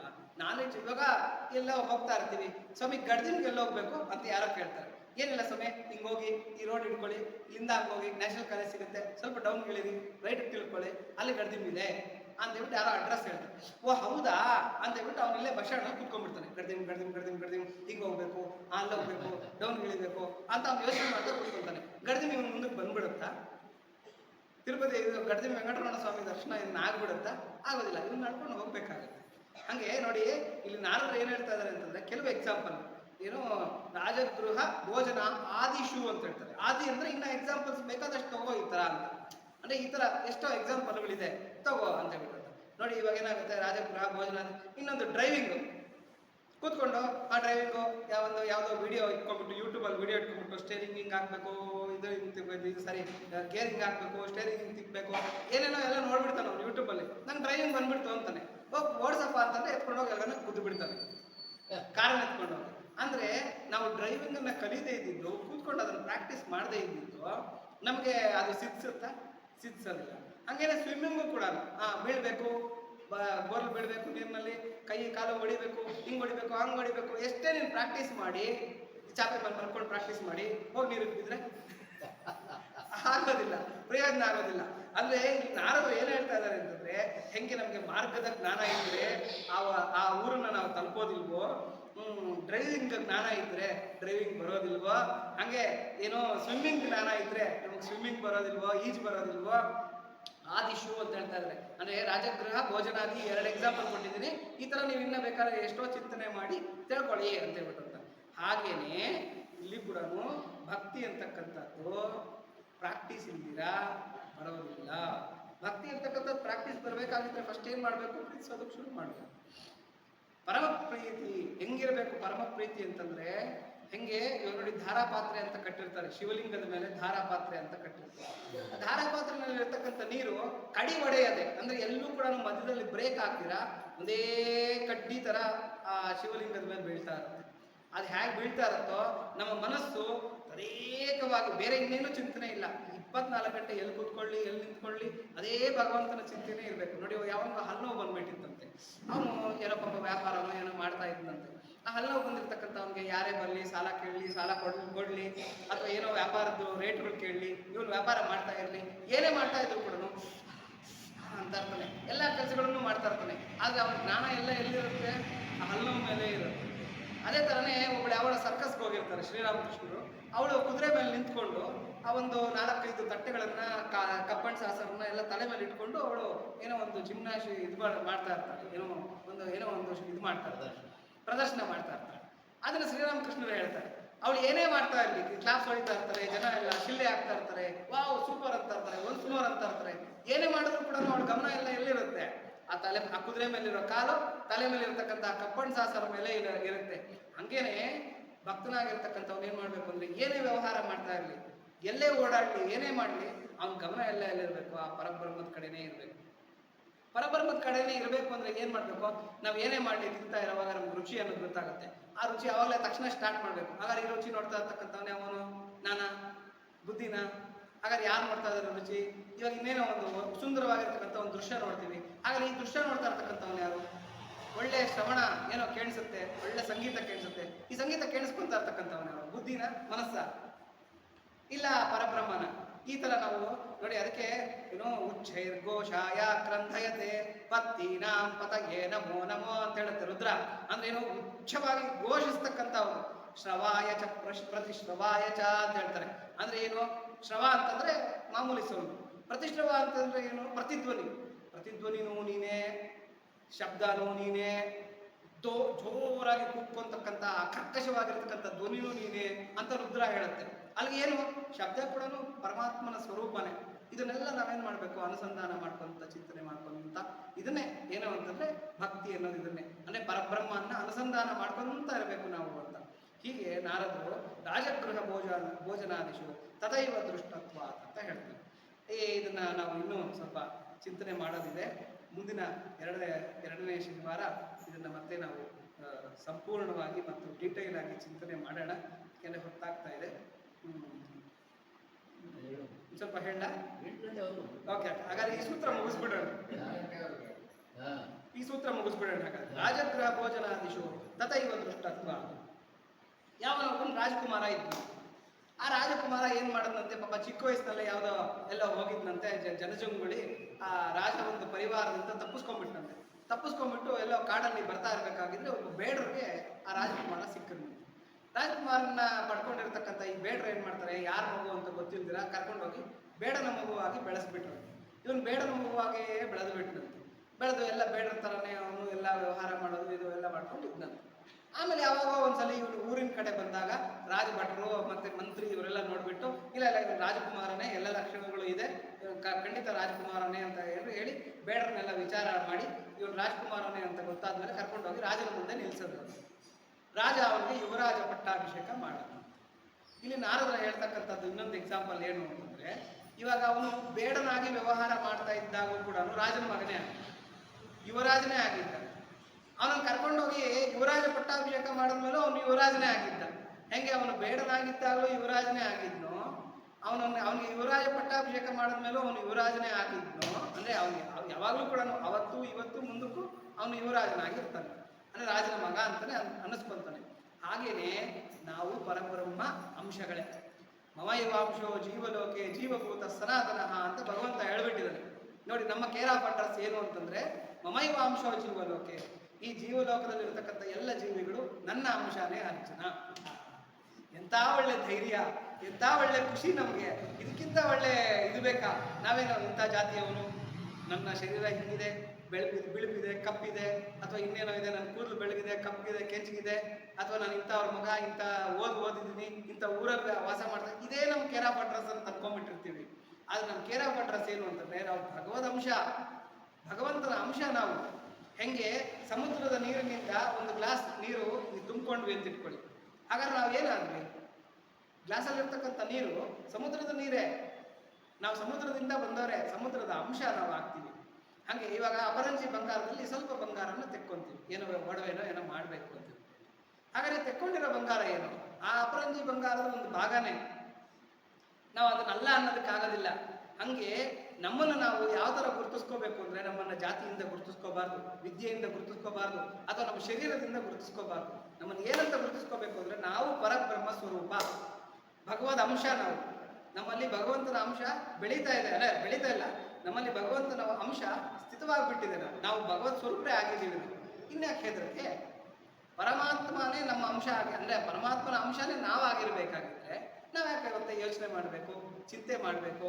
ಆಮೇಲೆ ಕೆಲವರು ಇವು ನನ್ನ ಪಾಪಿ, ನಾವು ನೋಡಿ ಪ್ರದಕ್ಷಿಣೆ ಹಾಕುವಾಗ ಏನು ಹೇಳ್ತೀವಿ? ಪಾಪೋಹಂ ಪಾಪ ಕರ್ಮ ಪಾಪಾತ್ಮ ಪಾಪ ಸಂಭವ. ನೀನು ಯಾಕೆ ಬೇಕು ಅಂತೀಯಪ್ಪ? ಯಾಕೆ ಬೇಕು ಅಂತೀಯ? ನಾನು ಪಾಪಿ ಅಂತ ಯಾಕೆ ಬೇಕು ಅಂತೀಯ ನೀವು? ಹೇ ಅಮೃತ ಪುತ್ರರೇ ಅಂತ ಹೇಳುತ್ತೆ ಉಪನಿಷತ್ತು. ಹೇ ಅಮೃತ ಪುತ್ರರೇ, ನೀವು ಪಾಪಿಗಳಲ್ಲ, ನೀವು ಅಮೃತ ಪುತ್ರರು. ನೀವು ಹುಟ್ಟುತಃ ನೀವು ಯಾರು ರಾಜಕುಮಾರರು. ನೀನು ಬೇಡ ಅಂತ ನೀನು ಅನ್ಕೊಂತ ಇದೀಯಾ, ಆದ್ರೆ ನೀನು ರಾಜಕುಮಾರನೇ, ಭಗವದ್ ಅಂಶ ನೀನು. ಹಂಗಾಗಿ ಇವತ್ತಲ್ಲ ನಾಳೆ ನೀನು ಭಗವಂತನಿಗೆ ಸೇರ್ಬೇಕಾಗಿರ್ತಕ್ಕಂಥ. ನೋಡಿ, ಹಂಗೇನೆ ಆರೋಗ್ಯ ಅನಾರೋಗ್ಯ. ಏನೋ ನೆಗಡಿ ಕೆಮ್ಮು ಬಂದ್ಬಿಡುತ್ತೆ, ಎಲ್ಲೋ ನೀರು ಕುಡಿದ್ಬಿಡ್ತೀವಿ, ತೋಟ ಇನ್ಫೆಕ್ಷನ್ ಆಗಿಬಿಡುತ್ತೆ, ಕೆಮ್ಮು ನೆಗಡಿ ಎಲ್ಲ ಬಂದ್ಬಿಡುತ್ತೆ, ಜ್ವರ ಬಂದ್ಬಿಡುತ್ತೆ, ತುಂಬ ತಳಮಳ ಸ್ಟಾರ್ಟ್ ಆಗಿಬಿಡುತ್ತೆ. ಹೋಗ್ತೀವಿ, ಏನೋ ಒಂದು ಇಂಜೆಕ್ಷನ್ ಒಂದಿಷ್ಟು ಮಾತ್ರೆ ಹಾಕ್ಕೊಂತೀವಿ, ಬಾಧೆ ಬೀಳ್ತೀವಿ, ರೆಸ್ಟ್ ತೊಗೊಳ್ತೀವಿ, ಕಷಾಯ ಕೊಡ್ತೀವಿ, ಏನೇನೋ ಮಾಡ್ತೀವಿ. ಎಲ್ಲಿವರೆಗೂ ಮತ್ತೆ ಆರೋಗ್ಯ ಆರೋಗ್ಯ ಸರಿಯಾಯಿತು. ಹಾಗಾದ್ರೆ ನಿನಗೆ ಆರೋಗ್ಯ ಅಂತಕ್ಕಂಥದ್ದು ಎಲ್ಲಿಂದನೋ ಬರಲಿಲ್ಲ. ಆಲ್ರೆಡಿ ನೀನು ಆರೋಗ್ಯ ಸ್ವರೂಪದಲ್ಲೇ ಇದ್ದೀಯಾ. ಆದ್ರೆ ಸ್ವಲ್ಪ ಅನಾರೋಗ್ಯ ಅಂತಕ್ಕಂಥದ್ದು ನಿನಗಾಗಿತ್ತು. ಅನಾರೋಗ್ಯ ನಿವಾರಣೆ ಆದ ತಕ್ಷಣ ನೀನು ಮತ್ತೆ ಮೊದಲಿನ ಸ್ಥಿತಿಗೆ ಬಂದೆ. ಹಂಗೆ ನಾವು ಜ್ಞಾನ, ಸತ್ ಚಿತ್ ಆನಂದ ಸ್ವರೂಪ, ಜ್ಞಾನಮಯವಾಗಿರ್ತಕ್ಕಂಥ ಪರಮಾತ್ಮನ ಅಂಶ ನಾವು. ಆದ್ರೆ ನಮ್ಗೇನಾಗ್ಬಿಟ್ಟಿದೆ, ನಾವು ಜೀವ, ನಾವು ಪ್ರಾಪಂಚಿಕರು, ನಾವು ಇಂಥವರು ಅಂತ ಬಿಟ್ಟು ನಮಗೆ ಅಜ್ಞಾನ, ಆ ತ್ರಿಗುಣಮಯಿ ಮಾಯೆ ಆವರಿಸ್ಕೊಂಡು ನಾವು ನಮ್ಮ ಸ್ವರೂಪವನ್ನು ಮರೆತು ಬಿಟ್ಟಿದ್ದೀವಿ. ಆದ್ರೆ ಮತ್ತೆ ಅದರ ಜ್ಞಾನ ನಮ್ಗೆ ಉಂಟಾದಾಗ ನಾವು ಮತ್ತೆ ಪರಬ್ರಹ್ಮ ಸ್ವರೂಪನೇ ಆಗ್ತೀವಿ. ಹಂಗಾಗಿ ನೋಡಿ, ಯಾತ್ರಿಕ ಎಲ್ಲ ಹೋಗಿದ್ದಂತೆ, ಎಲ್ಲ ಪಾಪ ಟೂರ್ಗೆ ಹೋಗ್ಬಿಟ್ಟಿದ್ದಾನೆ, ಎಲ್ಲೆಲ್ಲ ಓಡಾಡ್ಕೊಂಡು ಬರ್ತಾ ಇದ್ದಾನೆ, ಕಷ್ಟಪಡ್ತಾನೆ, ಎಲ್ಲೋ ಇರ್ತಾನೆ, ಎಲ್ಲೋ ಮಲಗ್ತಾನೆ, ಎಲ್ಲ ಡಾಕ್ಯುಮೆಂಟ್ರಿಗಳು ಸಿಗುತ್ತೆ, ಎಲ್ಲ ಊಟಗಳು ಸಿಗುತ್ತೆ, ಸೆಟ್ ಆಗೋದಿಲ್ಲ, ಏನೇನೋ ಬಾಧೆ ಬೀಳ್ತಾನೆ. ಕಡೆಗೆ ಎಲ್ಲ ಕಡೆ ಊರೆಲ್ಲ ಎಲ್ಲೆಲ್ಲೋ ಸುತ್ಕೊಂಡು ಕಡೆಗೆ ಮನೆಗೆ ಬರ್ತಾನೆ. ಮನೆಗೆ ಬಂದಾಗ ಅಪ್ಪ ಎಷ್ಟು ಹಾಯಾಗಿದೆಪ್ಪ, ಎಷ್ಟು ಆರಾಮಾಗಿದೆ, ಮನೆಗೆ ಸೇರಿಬಿಟ್ಟೆ ಅಂತಾನೆ. ಹಾಗಾದ್ರೆ ಮನೆಗೆ ಸೇರಿದಾಗ ಹೊಸ ಸುಖ, ಹೊಸ ಅನುಭವ ಅವನಿಗೆ ಬಂತ? ಬರಲಿಲ್ಲ. ಅವನು ಆಲ್ರೆಡಿ ಮನೇಲಿದ್ದ. ಅವನು ಏನು ಸುಖ ಅನುಭವಿಸ್ತಾ ಇದ್ನೋ, ಏನು ಆನಂದ ಅನುಭವಿಸ್ತಾ ಇದ್ನೋ, ಊರೆಲ್ಲ ಸುತ್ಕೊಂಡು ಕಷ್ಟ ಮಾಡ್ಕೊಂಡು ಬಂದಾಗ ಎಲ್ಲೂ ಇಲ್ಲದೆ ಇರತಕ್ಕಂಥ ಆನಂದ ಅವನಿಗೆ ಈ ಮನೆಯಲ್ಲಿ ಸಿಕ್ತು. ಅಂದ್ರೆ ಅವ್ನಿಗೆ ಆಲ್ರೆಡಿ ಆನಂದ ಇತ್ತು, ಆದ್ರೆ ಅವನು ಸ್ವಲ್ಪ ಕಾಲ ಅದನ್ನು ಮರೆತಿದ್ದ, ಮತ್ತೆ ಅದೇ ಆನಂದವನ್ನು ಪಡ್ಕೊಂಡ. ಹೀಗೆ ನಾರದರು ಹೇಳ್ತಾ ಇರ್ತಕ್ಕಂಥ. ಮತ್ತೆ ನೋಡಿ, ಬಂಗಾರದ ಅದಿರು ನಮಗೆ ಸಿಗುತ್ತೆ. ಬಂಗಾರದ ಅದಿರು ಸಿಕ್ಕಿದಾಗ ಅದರಲ್ಲಿ ನಮಗೆ ಕಶ್ಮಲಗಳೆಲ್ಲ ಇರುತ್ತೆ, ಮಣ್ಣಿರುತ್ತೆ, ಡಸ್ಟ್ ಇರುತ್ತೆ, ಬೇರೆ ಬೇರೆ ಯಾವುದೋ ಹೀನ ಧಾತುಗಳೆಲ್ಲ ಅಂದರೆ ಬೇರೆ ಬೇರೆ ಮೆಟಲ್ಸ್ ಮಿಕ್ಸ್ ಆಗಿರುತ್ತೆ. ಆದರೆ ಅದನ್ನು ನಾವು ಬಂಗಾರ ಅಲ್ಲ ಅಂತ ಹೇಳೋಕ್ಕಾಗುತ್ತಾ? ಬಂಗಾರನೇ ಅದು. ಆದರೆ ಅದನ್ನೇನು ಮಾಡಬೇಕು? ಸಂಸ್ಕಾರ ಮಾಡಬೇಕು. ಅದನ್ನು ಮೆಟಲರ್ಜಿ ಅಂತ ಕರೀತಾರೆ. ಆ ಮೆಟಲರ್ಜಿಯಿಂದ ಏನು ಮಾಡ್ತಾರೆ? ಅದಕ್ಕೆ ಏನೋ ಒಂದಿಷ್ಟು ಆಸಿಡ್ ಹಾಕ್ತಾರೆ, ತಟ್ತಾರೆ, ಕುಟ್ತಾರೆ, ಏನೋ ಸಂಸ್ಕರಣೆಗಳನ್ನು ಮಾಡ್ತಾರೆ. ಕಡೆಗೆ ಅದನ್ನು ಅಪರಂಜಿ ಬಂಗಾರ ಆಗಿ ಬದಲಾಯಿಸ್ತಾರೆ. ಅಂದರೆ ಏನು ಅಂತಂದ್ರೆ ನಾವೆಲ್ಲ ಅಪರಂಜಿ ಬಂಗಾರನೇ. ಆದರೆ ಕಾಮ, ಕ್ರೋಧ, ಲೋಭ, ಮೋಹ, ಮದ, ಮಾತ್ಸರ್ಯ, ಈ ಅಜ್ಞಾನ, ಈ ಡಸ್ಟ್ ಎಲ್ಲ ನಮ್ಮನ್ನು ಮೆತ್ಕೊಂಡ್ಬಿಟ್ಟಿದೆ. ಆದರೆ ನಾವೇನು ಮಾಡಬೇಕು? ನಾವು ಬಂಗಾರನೇ, ನಾವು ಬಂಗಾರ ಅನ್ಕೊಂಡು ಕೂತಿದ್ರೆ ನಾವು ಅಪರಂಜಿ ಬಂಗಾರ ಆಗಲ್ಲ. ಅದರನ್ನು ತಗೊಂಡೋಗ್ಬಿಟ್ಟು, ಬಂಗಾರದ ಅದರನ್ನು ತಗೊಂಡೋಗ್ಬಿಟ್ಟು, ಸ್ವಾಮಿ ನಿಮ್ಮ ತಿಜೋರಿನಲ್ಲಿ ಇರ್ತಕ್ಕಂಥ ಆ ಒಂದು ಅಪರಂಜಿ ಬಂಗಾರದ ಜೊತೆ ಇದು ಮಿಕ್ಸ್ ಮಾಡ್ಕೊಂಡ್ಬಿಡಿ, ಇದು ಬಂಗಾರನೇ ಅಂತಂದ್ರೆ ಯಾರು ಕೂಡ ಬುದ್ಧಿ ಇರೋರು ಮಿಕ್ಸ್ ಮಾಡಲ್ಲ. ಇಲ್ಲ, ಸುಮ್ಮನೆ ಇದು ಪ್ಯೂರಿಫೈ ಆಗಬೇಕು, ಇದು ಅಪರಂಜಿ ಆದ್ಮೇಲೆ ನಮ್ಮ ಬಂಗಾರದ ಜೊತೆ ಮಿಕ್ಸ್ ಮಾಡ್ಕೊತೀವಿ, ಅಲ್ಲಿವರೆಗೂ ಇದು ಬಂಗಾರನೇ ಇರ್ಬೋದು, ಆದ್ರೆ ನಾವು ಮಿಕ್ಸ್ ಮಾಡ್ಕೊಳಕ್ಕೆ ಬರಲ್ಲ. ಪರಬ್ರಹ್ಮದಲ್ಲಿ ನಾವು ಸೇರ್ಬೇಕಾದ್ರೆ ಫಸ್ಟ್ ನಮ್ಮ ಡಸ್ಟನ್ನೆಲ್ಲ ನಾವು ಕ್ಲೀನ್ ಮಾಡ್ತೀವಿ. ನೋಡಿ, ವಜ್ರ ಭೂಮಿಯಲ್ಲಿ ಸಿಗುತ್ತೆ, ಮಣ್ಣಲ್ಲಿ ಸಿಗುತ್ತೆ. ವಜ್ರ ಅಲ್ಲ ಅಂತ ಹೇಳಕ್ಕಾಗತ್ತಾ? ಅದು ವಜ್ರನೇ, ಆದರೆ ಅದಕ್ಕೆ ಬೆಲೆ ಕಡಿಮೆ. ಅದೊಂದು ಕಲ್ಲಿನ ಸ್ವರೂಪದಲ್ಲಿರುತ್ತೆ, ಕಲ್ಲಿದ್ದಾಗಿರುತ್ತೆ. ಆದರೆ ಅದನ್ನೇನು ಮಾಡ್ತಾರೆ? ಒಬ್ಬ ವಜ್ರದ ವ್ಯಾಪಾರಿ ಅದನ್ನ ಇಟ್ಕೊಂಡು ಅದನ್ನು ಪಾಲಿಶ್ ಮಾಡ್ತಾನೆ, ಅದನ್ನು ಸಾಣೆ ಹಿಡಿತಾನೆ. ಸಾಣೆ ಹಿಡಿದು ಅದಕ್ಕೊಂದು ಶೇಪ್ ಕೊಡ್ತಾನೆ. ಕ್ಲೀನಾಗಿ ಅದನ್ನು ಶೇಪ್ ಕೊಡಿದಾಗ ಅದಕ್ಕೆ ಆ ಹೊಳಪು ಅಂತಕ್ಕಂಥದ್ದು ಬರುತ್ತೆ. ಅದು ಯಾವ ಮಾರ್ಕೆಟಲ್ಲಿ ಇಟ್ಟರು ಕೂಡ ಒಳ್ಳೆ ರೇಟ್ಗೆ ಅದು ಸೇಲ್ ಆಗುತ್ತೆ. ಆದರೆ ಅದು ಮಣ್ಣಲ್ಲಿ ಸಿಕ್ಕಿದಾಗ ಅದಕ್ಕೆ ಅಷ್ಟು ರೇಟ್ ಇರಲಿಲ್ಲ. ಅದು ವಜ್ರನೇ. ಹಂಗೇನೆ ನಾವು ಕೂಡ ಪರಬ್ರಹ್ಮ ಸ್ವರೂಪನೇ. ಆದರೆ ನಮ್ಗೇನಾಗಿದೆ ಅಂದರೆ ಅದರ ಅರಿವಿಲ್ಲ. ನಮ್ಗೆ ಅದರ ಅರಿವಿಲ್ಲದೆ ಇರೋದ್ರಿಂದ ಮತ್ತು ಈ ಕಶ್ಮಲಗಳೆಲ್ಲ ನಮ್ಮಲ್ಲಿ ತುಂಬಿಕೊಂಡಿರೋದ್ರಿಂದ ನಾವು ಪರಬ್ರಹ್ಮದಲ್ಲಿ ನಾವು ಲೀನ ಆಗೋದಕ್ಕೆ ನಮಗೆ ಆಗ್ತಾ ಇಲ್ಲ. ಲೀನ ಆಗಬೇಕು ಅಂತಂದ್ರೆ ನಾವು ಫಸ್ಟ್ ಈ ಡಸ್ಟನ್ನೆಲ್ಲ ಕ್ಲೀನ್ ಮಾಡ್ಕೋಬೇಕು. ಇವಾಗ ನೋಡಿ, ಶಿಲ್ಪಿ ಹತ್ರಕ್ಕೆ ಹೋಗ್ತೀವಿ. ಶಿಲ್ಪಿ ಹತ್ರಕ್ಕೆ ಹೋಗ್ಬಿಟ್ಟು, ಅಪ್ಪ ಎಷ್ಟು ಮುದ್ದಾಗಿರೋ ವಿಗ್ರಹ ಕೆತ್ತಿದೀಯಪ್ಪ ನೀನು ಅಂತ ಹೇಳಿ. ಆ ಶಿಲ್ಪಿ ಹೇಳ್ತಾರಂತೆ, ಸ್ವಾಮಿ ನಾನು ಕೆತ್ತಿದ್ದೇನೂ ಇಲ್ಲ, ಅಲ್ಲಿ ಶಿಲೆ ಇತ್ತು, ಶಿಲೆ ನನ್ನ ವಿಗ್ರಹನೂ ಇತ್ತು. ನಾನೇನು ಮಾಡಿದೆ ಅಂದರೆ ಬೇಡದ ಪಾರ್ಟ್ಗಳನ್ನೆಲ್ಲ ತೆಗೆದಾಕಿದೆ ಅಷ್ಟೆ. ಏನು ಯಾವ್ದಾವ್ದು ಎಕ್ಸ್ಟ್ರಾ ಫಿಟ್ಟಿಂಗ್ಸ್ ಇತ್ತೋ ಇದಕ್ಕೆ ಯಾವುದಕ್ಕೆ ಕಲ್ಲಿಗೆ, ಅದನ್ನೆಲ್ಲ ನಾನು ಕೆತ್ತಿ ತೆಗೆದಾಕಿದೆ. ಈಗ ಸುಂದರವಾಗಿರತಕ್ಕಂಥ ಮೂರ್ತಿ ಆಗಿದೆ ಅಂತ. ಹಾಗೆ ನಮ್ಮಲ್ಲಿ ಕೆಲವು ಎಕ್ಸ್ಟ್ರಾಗಳೆಲ್ಲ ಸೇರ್ಕೊಂಡ್ಬಿಟ್ಟಿದೆ. ಅದನ್ನ ಅನಾದಿ ಸಿದ್ಧ ಅಜ್ಞಾನ ಅಂತ ಕರೀತಾರೆ. ಅನಾದಿ ಸಿದ್ಧ, ತುಂಬಾ ವರ್ಷಗಳಿಂದ, ತುಂಬಾ ಜನ್ಮಗಳಿಂದ ಅಜ್ಞಾನ ಅಂತಕ್ಕಂಥದ್ದು ನಮಗೆ ಮೆತ್ಕೊಂಡ್ಬಿಟ್ಟಿದೆ. ಏನು, ಈ ದೇಹನೇ ನಾನು ಅಂತಕ್ಕಂಥ ಅಜ್ಞಾನ, ಅಥವಾ ನನ್ನ ಒಂದು ಮನಸ್ಸು, ನನ್ನ ಈ ಅನ್ನಮಯ ಪ್ರಾಣಮಯ ಕೋಶಗಳು ಇವೇ ನಾನು ಅಂತಕ್ಕಂಥ ಒಂದು ಅಜ್ಞಾನ, ಇದೇ ನಮ್ಮನ್ನ ಜನ್ಮಾಂತರಗಳಿಗೆ ಕೊಂಡೋಗ್ತಾ ಇದೆ. ಹಾಗಾಗಿ ನಾವು ಈ ಅಜ್ಞಾನವನ್ನು ಬಿಡಬೇಕು. ಈ ಅಜ್ಞಾನವನ್ನು ಬಿಡಬೇಕು ಅಂತಂದ್ರೆ ಫಸ್ಟ್ ನಾವು ಶಾಸ್ತ್ರ ಅಂತಕ್ಕಂಥ, ಇವಾಗ ನೋಡಿ ಮೆಟಲ್ಗೆ ಕಪ್ಪಾಗ್ಬಿಟ್ಟಿರುತ್ತೆ, ಕಿಲುಬು ಬಂದ್ಬಿಟ್ಟಿರುತ್ತೆ. ಅವಾಗ ನಾವೇನು ಮಾಡ್ತೀವಿ? ಒಂಚೂರು ಮರಳನ್ನು ಹುಣಸೆ ಹಣ್ಣಿಟ್ಟು ಅದನ್ನ ತೊಳಿತೀವಿ. ಅದು ಶಾಸ್ತ್ರನಂತೆ. ಯಾರೋ ಇವ್ರು ಹೇಳೋದು, ಶ್ರೀರಾಮಕೃಷ್ಣರು ಹೇಳೋದು ಏನು ಅಂದರೆ, ನಮ್ಮ ಮನಸ್ಸು ಅಂತಕ್ಕಂಥ ಚಂಬು ಕಿಲುಬಿಟ್ಟಿದೆ, ಅನಾದಿ ಸಿದ್ಧವಾದ ಅಜ್ಞಾನದಿಂದ ಕಿಲುಬಿಟ್ಟಿದೆ. ಅದನ್ನು ಪ್ರತಿದಿನ ನೀವೇನು ಮಾಡಬೇಕು? ಶಾಸ್ತ್ರ ಅಂತಕ್ಕಂಥ ಹುಣಸೆ ಹಣ್ಣು ಮರಳನ್ನು ಹಾಕಿ ಕ್ಲೀನ್ ಮಾಡ್ಕೊತಾ ಇರ್ಬೋದು. ಎಲ್ಲಿವರೆಗೂ ಕ್ಲೀನ್ ಮಾಡಬೇಕು ಸ್ವಾಮಿ ಅಂತ ಕೇಳಿದ್ರೆ, ಅಪರಂಜಿ ಚಿಂತಾಮಣಿ ಅಂತಕ್ಕಂಥ ಒಂದು ಮಣಿ ನಿನ್ನ ಹೃದಯದಲ್ಲಿದೆ. ಅದು ಎಲ್ಲಿವರೆಗೂ ನಿನ್ನ ಮನಸ್ಸಿಗೆ ಟಚ್ ಆಗೋದಿಲ್ವೋ ಅಲ್ಲಿವರೆಗೂ ನಿನ್ಗೆ ಇದು ಬಾಧೆ ತಪ್ಪಿದ್ದಲ್ಲ. ಪ್ರತಿದಿನ ಶಾಸ್ತ್ರ ಅಂತಕ್ಕಂಥ ಹುಣಸೆ ಹಣ್ಣನ್ನು ಹಾಕಿ ತೊಳಿತಾ ಇರಬೇಕು. ಯಾವಾಗ ಹೃದಯದಲ್ಲಿರ್ತಕ್ಕಂಥ ಚಿಂತಾಮಣಿ ಅಂತಕ್ಕಂಥದ್ದು ನಮ್ಮ ಮನಸ್ಸು ಅಂತಕ್ಕಂಥ ಚಂಬುಗೆ ತಾಕತ್ತೆ, ಅದು ನೋಡಿ, ಅದು ಪರುಷಮಣಿ. ಅದು ಆ ಚೊಂಬು ಅಂತಕ್ಕಂಥದ್ದು ಬಂಗಾರದ್ದಾಗುತ್ತೆ. ಆವಾಗೇನು ತೊಳಿಬೇಕಾಗ್ತದೆ. ಅದು ಯಾವಾಗಲೂ ಕೂಡ ನಿತ್ಯ ನೂತನವಾಗಿ ಹೊಳಿತಾ ಇರುತ್ತೆ. ಹಂಗಾಗಿ ಈ ಪರಬ್ರಹ್ಮ ಅಂತಕ್ಕಂಥ ಚಿಂತಾಮಣಿ ನಮ್ಮ ಹೃದಯದಲ್ಲಿ ಬೆಳಗ್ತಾ ಇದೆ. ಈ ಮನಸ್ಸು ಅಂತಕ್ಕಂಥದ್ದು ಪ್ರತಿದಿನ ಕಿಲುಕ್ತಾ ಇರುತ್ತೆ. ಏನೇನೋ ನೋಡಿ, ಕೆಟ್ಟದನ್ನು ನೋಡುತ್ತೆ, ಕೆಟ್ಟದನ್ನು ಕೇಳುತ್ತೆ, ಕೆಟ್ಟದನ್ನು ಯೋಚನೆ ಮಾಡುತ್ತೆ, ಕಿಲುಕ್ಬಿಡುತ್ತೆ. ಅವಾಗೇನು ಮಾಡಬೇಕು? ಶಾಸ್ತ್ರ ಅಂತಕ್ಕಂಥ ಒಂದು ಹುಣಸೆ ಹಣ್ಣನ್ನು ಹಾಕಿ ಪ್ರತಿದಿನ ಏನೋ ಒಂದು ಶ್ಲೋಕ ಓದೋದು, ಒಂದು ಸ್ತೋತ್ರ ಮಾಡೋದು, ಭಗವಂತನ ಸೇವೆ ಮಾಡೋದು, ಹೀಗೆ ಮಾಡಿ ಆ ಮನಸ್ಸನ್ನು ತೊಳ್ಕೊತಾ ಇರಬೇಕು. ತೊಳೆದು ಕ್ಲೀನ್ ಮಾಡ್ಕೊತಾ ಇರಬೇಕು. ಎಲ್ಲಿವರೆಗೂ ಆ ಚಿಂತಾಮಣಿ ಅದಕ್ಕೆ ಟಚ್ ಆಗೋದು. ಅದನ್ನು ತೊಳೆದು ಯಾವತ್ತೋ ಒಂದು ದಿವಸ ಟಚ್ ಆಗುತ್ತೆ. ಆವಾಗ ಅದು ಬಂಗಾರದ್ದಾಗುತ್ತೆ. ಅಂದರೆ ಶಾಶ್ವತವಾಗಿರ್ತಕ್ಕಂಥ ಸಚ್ಚಿದಾನಂದ ಸ್ವರೂಪವಾಗಿ ಅದು ಬದಲಾಗುತ್ತೆ. ಅಂದರೆ ನಮ್ಗೆ ಅದರ ಅರಿವು ಉಂಟಾಗುತ್ತೆ. ಹೀಗೆ ನಾರದರು ನೋಡಿ ಸಾಕಷ್ಟು ಎಕ್ಸಾಂಪಲ್ಗಳನ್ನು ಕೊಡ್ತಾ ಆಮೇಲೆ ಇನ್ನೂ ಒಂದು ಎಕ್ಸಾಂಪಲ್ ಕೊಡ್ತಾರೆ, ಹೇಳ್ಬಿಡ್ತೀನಿ.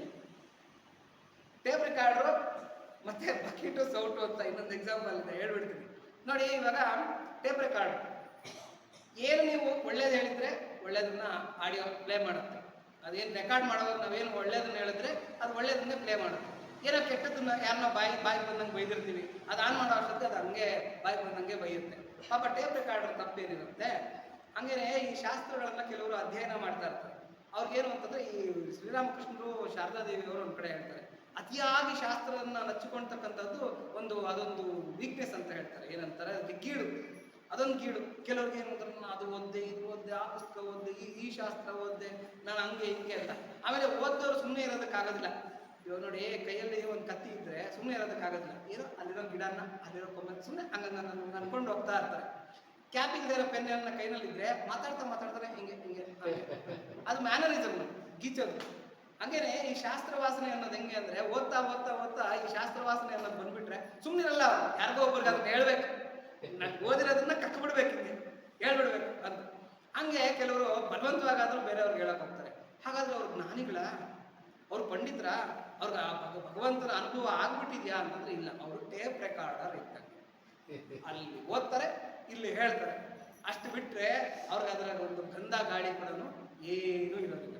ನೋಡಿ, ಸಮಾರಾಧನೆಯಲ್ಲಿ ಪಾಯಸ ತಗೊಂಡು ಬರ್ತಾರೆ, ಒಂದು ಬಕೆಟಲ್ಲಿ ಪಾಯಸ ತಗೊಂಡ್ಬರ್ತಾರೆ, ಸೌಟ್ ತಗೊಂಡು ಎಲ್ಲರೂ ಪಾಯಸ ಬಡಿಸ್ಕೊಂಡು ಹೋಗ್ತಾರೆ. ಅದ್ಭುತವಾಗಿರ್ತಕ್ಕಂಥ ರುಚಿಕರವಾಗಿರ್ತಕ್ಕಂಥ ಪಾಯಸವನ್ನ ತಿಂದವರೆಲ್ಲರೂ ಆನಂದ ಪಡ್ತಾ ಇರ್ತಾರೆ. ಆಹಾ, ಏನ್ ಸೂಪರ್ ಆಗಿದೆ, ಎಂತ ಒಳ್ಳೆ ಪಾಯಸ, ಎಷ್ಟು ಅದ್ಭುತವಾಗಿ ಮಾಡಿದ್ದಾರೆ ಅಂತ. ಆದ್ರೆ ಸೌಟ್ಗಾಗಿರ್ಲಿ ಅಥವಾ ಬಕೆಟ್ಗಾಗ್ಲಿ ಅದು ರುಚಿ ಗೊತ್ತಾಗಲ್ಲ. ಅದೆಂತ ರುಚಿಯಾಗಿರ್ತಕ್ಕಂಥ ಪಾಯಸ ಆದ್ರೂ ಅದು ರುಚಿ ಗೊತ್ತಾಗಲ್ಲ. ಹಂಗೆ ಬರೀ ಪಾಂಡಿತ್ಯ, ಬರೀ ಶಾಸ್ತ್ರವಾಸನೆ ಇಟ್ಕೊಂಡು ನಾನು ಅವ್ರಿಗೆ ಹೇಳ್ತೀನಿ, ಇವ್ರಿಗೆ ಹೇಳ್ತೀನಿ, ಹಾಗೆ ಮಾಡ್ತೀನಿ, ಹೀಗೆ ಮಾಡ್ತೀನಿ, ಎಲ್ಲರನ್ನೂ ಉದ್ಧಾರ ಮಾಡ್ಬಿಡ್ತೀನಿ ಅನ್ನೋದಷ್ಟು ನೀನು ಉದ್ಧಾರ ಆಗಪ್ಪ. ಶ್ರೀರಾಮಕೃಷ್ಣರು ಹೇಳ್ತಾರೆ, ಯಾವನು ಸೂರ್ಯನನ್ನು ಸೃಷ್ಟಿಸಿದನೋ, ಯಾವನು ಚಂದ್ರನನ್ನು ಸೃಷ್ಟಿಸಿದನೋ, ಯಾವನು ಜಗತ್ತನ್ನು ಸೃಷ್ಟಿಸಿದನೋ ಅವನು ಜಗತ್ತನ್ನು ತಿದ್ದುತ್ತಾನೆ, ಅವನು ಜಗತ್ತಿಗೆ ಜ್ಞಾನನ್ನ ಕೊಡ್ತಾನೆ. ನಿನಗೆ ಯಾಕೆ ಬೇಕು ಈ ಉಸಾಬರಿ? ಈ ಉಸಾಬರಿ ನಿನ್ಗೆ ಯಾಕೆ ಬೇಕು?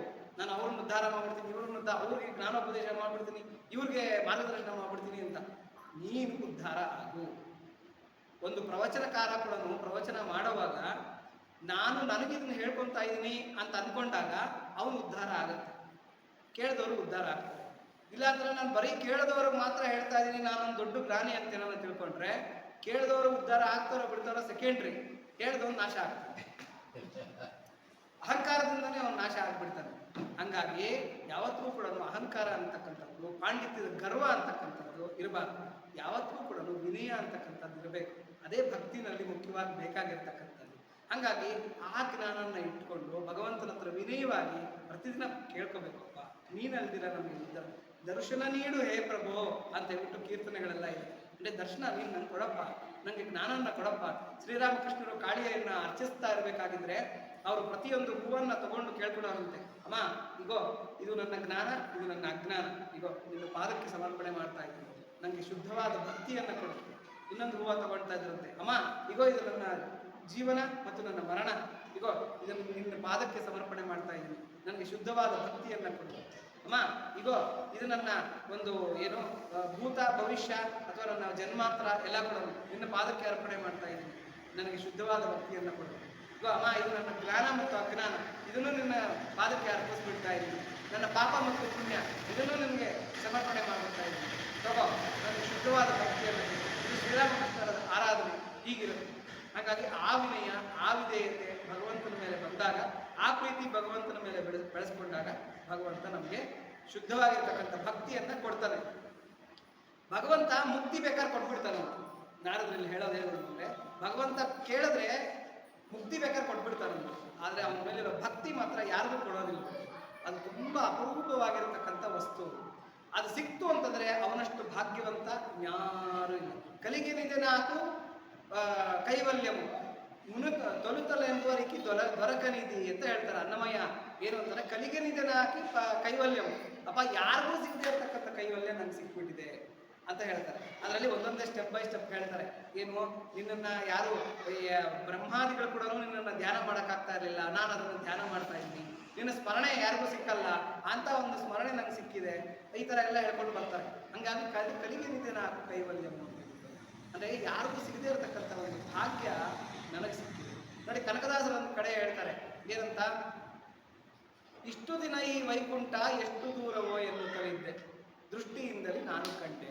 ಇಷ್ಟು ದಿನ ಅಯ್ಯೋ ನಂಗೆ ಗೊತ್ತೇ ಇರಲಿಲ್ಲ, ಅಡ್ರೆಸ್ ಗೊತ್ತಿಲ್ದಿರಾ ಈ ಪೋಸ್ಟ್ ಮ್ಯಾನ್ ಹೆಂಗೆ ಹುಡುಕ್ತಾ ಇದ್ನೋ ಹಂಗೆ ಇಷ್ಟು ದಿನ ಈ ವೈಕುಂಠ ಎಷ್ಟು ದೂರವೋ ಎನ್ನುತ್ತಲಿದ್ದೆ. ಎಲ್ಲೋ ಇದ್ದಾನೆ ಭಗವಂತ, ವೈಕುಂಠನಂತೆ ಅಲ್ಲೆಲ್ಲೋ ಇದ್ದಾನೆ, ಕೈಲಾಸನಂತೆ ಅದೆಲ್ಲೋ ಇದ್ದಾನಂತೆ ಅಂತ ಹುಡುಕಾಡ್ತಾ ಇದ್ರೆ ಇವತ್ತೇ ನಂಗೆ ಗೊತ್ತಾಗಿದ್ದು ಇಲ್ಲೇ ಇದ್ದಾನೆ ಅಂತ ಹೇಳ್ಬಿಟ್ಟು ಅಂತ ಇವತ್ತು ನಾನು ಕಂಡುಕೊಂಡೆ ಅಂತ ಹೇಳ್ಬಿಟ್ಟು. ಅದಕ್ಕೆ ಅನ್ನ ಸೂಕ್ತ ಏನು ಹೇಳುತ್ತೆ, ಅವನು ಇವನು ನಮ್ದು ಸಂದರ್ಭ ಹೇಳ್ಬಿಟ್ಟು ಮುಗಿಸ್ಬಿಡ್ತೀನಿ. ವರುಣನ ಮಗ ಒಬ್ಬರ ಋಷಿ ಇರ್ತಾರೆ, ಅನ್ನ ಸೂಕ್ತ ಅದರಲ್ಲಿ ಆ ವರುಣನ ಮಗ ಹೋಗ್ಬಿಟ್ಟು ವರುಣನ ಕೇಳ್ತಾರೆ, ಅಪ್ಪ ನನಗೆ ಬ್ರಹ್ಮವನ್ನ ಉಪದೇಶಿಸು ಅಂತ ಬಿಟ್ಟು. ಸ ತಪೇ ತಪ್ಯ ಅಂತ ಹೇಳ್ತಾನೆ ವರುಣ, ಹೋಗಿ 1 ವರ್ಷ ತಪಸ್ ಮಾಡು ಅಂದ್ರೆ ಧ್ಯಾನ ಮಾಡು, ನಿನ್ಗೆ ಅದು ಗೊತ್ತಾಗತ್ತೆ ಅಂತ ಹೇಳ್ಬಿಟ್ಟು. ಅವನು 1 ವರ್ಷ ಕಾಲ ಧ್ಯಾನ ಮಾಡ್ತಾನೆ. 1 ವರ್ಷ ಕಾಲ ಧ್ಯಾನ ಮಾಡಿದ್ಮೇಲೆ ಅವನಿಗೆ ಅರ್ಥ ಆಗುತ್ತೆ ಅನ್ನನೇ ಪರಬ್ರಹ್ಮ. ಯಾಕೆಂದ್ರೆ ಅನ್ನದಲ್ಲೇ ಜೀವಿಗಳೆಲ್ಲ ಹುಟ್ಟುತ್ತಾ ಇದೆ, ಅನ್ನದಲ್ಲೇ ಬೆಳೀತಾ ಇದೆ, ಅನ್ನದಿಂದಲೇ ಸಾಯ್ತಾ ಇದೆ. ಹಂಗಾಗಿ ಅನ್ನನೇ ಪರಬ್ರಹ್ಮ ಅಂತಕ್ಕಂಥ ಸಾಕ್ಷಾತ್ಕಾರ ಆಗುತ್ತೆ. ಅವನ ಅಪ್ಪನ ಹತ್ರ ಬಂದು ಹೇಳ್ತಾನೆ, ಅಪ್ಪ ಅನ್ನನೇ ಪರಬ್ರಹ್ಮ ಅಲ್ವಾ? ಅಲ್ವಾ ಅಂದ್ರೆ ಅದು ಪರಬ್ರಹ್ಮ ಅಲ್ಲ, ನೀನು ಅಲ್ವಾ ಅಂದ್ರೆ ಅದು ಪರಬ್ರಹ್ಮ ಅಲ್ಲ. ಹಾಗಾಗಿ ಅನ್ನ ಪರಬ್ರಹ್ಮ ಅಂತಕ್ಕಂಥದ್ದು ನಿನ್ನ ಒಂದು ಮಜಲು ಅಷ್ಟೇ, ಒಂದು ಸ್ಟೆಪ್. ನೀನು ಬ್ರಹ್ಮಜ್ಞಾನದಲ್ಲಿ ಹೋಗು, ಸತಪೇ ತಪ್ಯ, ಹೋಗು ಇನ್ನೊಂದ್ಸಲಿ ತಪಸ್ ಮಾಡು ಅಂತ ಹೇಳ್ತಾನೆ. ಅವನು 2ನೇ ಸಲ ಹೋಗ್ತಾನೆ, ತಪಸ್ ಮಾಡ್ತಾನೆ. 2ನೇ ಸಲ ತಪಸ್ ಮಾಡಿದಾಗ ಮನಸ್ಸೇ ಬ್ರಹ್ಮ ಅಂತಕ್ಕಂಥ ಸಾಕ್ಷಾತ್ಕಾರ ಆಗುತ್ತೆ. ಯಾಕೆಂದ್ರೆ ಎಲ್ಲ ಜೀವಿಗಳು ಮನಸ್ಸಿನಿಂದ ಹುಟ್ಟುತ್ತಾ ಇದೆ, ಮನಸ್ಸಿನಿಂದ ಬೆಳೀತಾ ಇದೆ, ಮನಸ್ಸಿನಲ್ಲಿ ಸಾಯ್ತಾ ಇದೆ. ಮತ್ತೆ ಬಂದು ವರುಣನ ಹತ್ರಕ್ಕೆ ಕೇಳ್ತಾನೆ, ಅಪ್ಪ ಮನಸ್ಸೇ ಬ್ರಹ್ಮ ಅಲ್ವಾ? ಅಲ್ವಾ ಅಂತ ಕೇಳ್ತಾ ಇದ್ದ. ಹೋಗಿ ಸತಪೇ ತಪ್ಯ, ಇನ್ನೊಂದ್ಸಲಿ ತಪಸ್ ಮಾಡೋ, ಇನ್ನೊಂದು ವರ್ಷ ತಪಸ್ ಮಾಡೋ.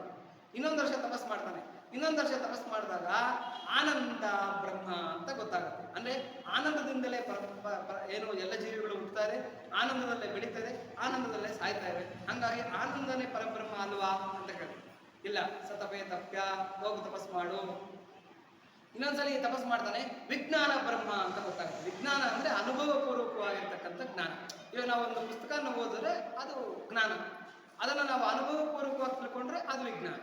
ಹಾಗಾಗಿ ವಿಜ್ಞಾನನೇ ಬ್ರಹ್ಮ ಅಲ್ವಾ, ಅನುಭವಪೂರ್ವಕವಾಗಿರ್ತಕ್ಕಂಥ ಜ್ಞಾನನೇ ಬ್ರಹ್ಮ ಅಲ್ವಾ ಅಂತ ಕೇಳ್ತಾರೆ. ಸತಪೇ ತಪ್ಯ ಅಂತ ಹೇಳ್ತಾರೆ. ಮತ್ತೆ ವರುಣ ಇವನು ಅದೇ ತರ ಸಾಕಷ್ಟಲ್ಲಿ ಅವ್ರ ತಂದೆ ಹತ್ರ ಹೋಗಿ ಬಂದು ಮಾಡಿದ್ಮೇಲೆ ಕಡೆಗೆ ತಪಸ್ ಮಾಡ್ತಾ ಇರ್ತಾನೆ. ಮಾಡ್ತಾ ಮಾಡ್ತಾ ಮಾಡ್ತಾ ಮಾಡ್ತಾ ಇದ್ದಕ್ಕಿದ್ದಾಗೆ ಬ್ರಹ್ಮ ಸಾಕ್ಷಾತ್ಕಾರ ಆಗಿಲ್ಲ. ಧ್ರುವನ ಕತೆ ಗೊತ್ತು ನಿಮಗೆ. ಧ್ರುವನಿಗೆ ಪರಬ್ರಹ್ಮ ಸಾಕ್ಷಾತ್ಕಾರ ಆದಾಗ ಅವನು ಪಾಪ 6 ವರ್ಷದ ಬಾಲಕ, ಅವ್ನಿಗೇನು ಸ್ತೋತ್ರ ಮಾಡೋಕ್ಕಾಗ್ತಿಲ್ಲ, ಕಣ್ಣಲ್ಲಿ ನೀರು ಸುರಿಸ್ಕೊಂಡು ಮುಗ್ಧವಾಗಿ ನಿಂತು ಬಿಟ್ಟಿರ್ತಾನೆ ಕಣ್ ತೆಕ್ಕೊಂಡು. ಇವನ ಸ್ಥಿತಿನೂ ಹಂಗೆ ಆಗೋಗ್ಬಿಡುತ್ತೆ. ಕಣ್ ತೆಕ್ಕೊಂಡು ಇರ್ತಾನೆ. ಆ ಒಂದು ಅನುಭವನ ಅವನು ಹೇಳ್ಕೋಬೇಕು. ಆದರೆ ಬ್ರಹ್ಮ ಅಂತಕ್ಕಂಥದ್ದು ಯಥೋ ವಾಚೋ ನಿವರ್ತಂತೆ ಅಪ್ರಾಪ್ತ ಮನಸಾ ಸಹ ಅಂತ, ಈ ಪರಬ್ರಹ್ಮ ಜ್ಞಾನ ಅಂತಕ್ಕಂಥದ್ದು, ಅನುಭವ ಅಂತಕ್ಕಂಥದ್ದು ಎಕ್ಸ್ಪ್ಲನೇಷನ್ಗೆ ಬರಲ್ಲ, ಅಂದ್ರೆ ಅದನ್ನ ಹೇಳೋದಕ್ಕೆ ಬರೋದಿಲ್ಲ. ಹಾಗಾಗಿ ಅವನು ಉದ್ಗಾರಗಳ ತೆಗಿತಾನೆ.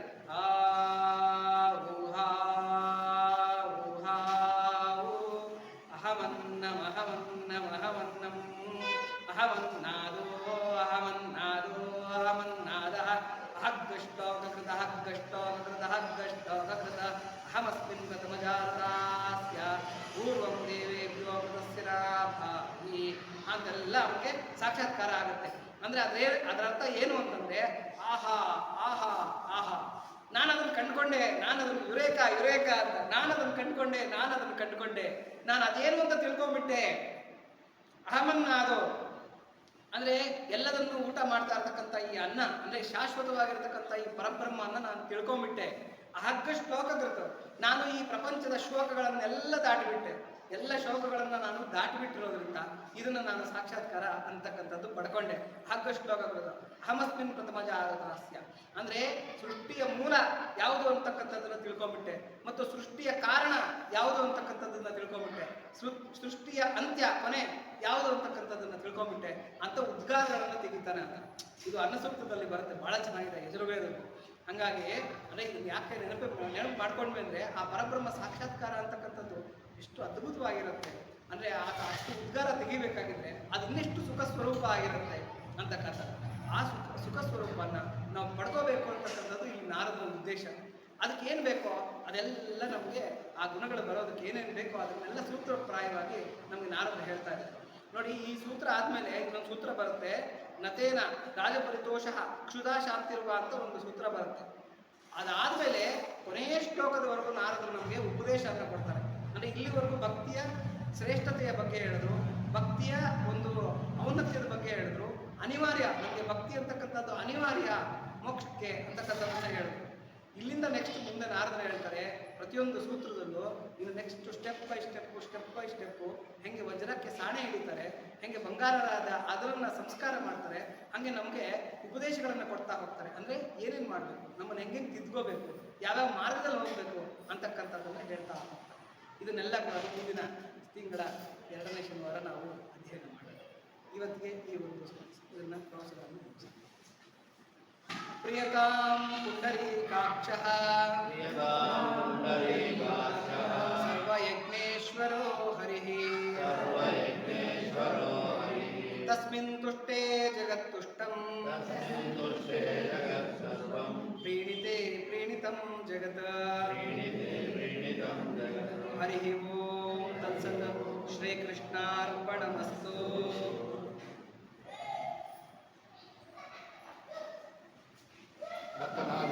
ಇದುವರೆಗೂ ಕೂಡ ನಾರದ ಭಕ್ತಿ ಸೂತ್ರಗಳ ಬಗ್ಗೆ ತಿಳಿಸಿದ್ರು. ಈ ಕಸ್ತೂರಿ ಮೃಗ ಎಲ್ಲ ಕಡೆಯೂ ಎಲ್ಲಿಂದ ಸುವಾಸನೆ ಬರ್ತಾ ಇದೆ ಹುಡ್ಕೊಂಡು ಹೋಗ್ತಾ ಇರ್ತಾರೆ, ಆದರೆ ಅದು ಗೊತ್ತಿಲ್ಲ, ತುಂಬದಿಂದಾನೇ ಬರ್ತಾ ಇರೋದು.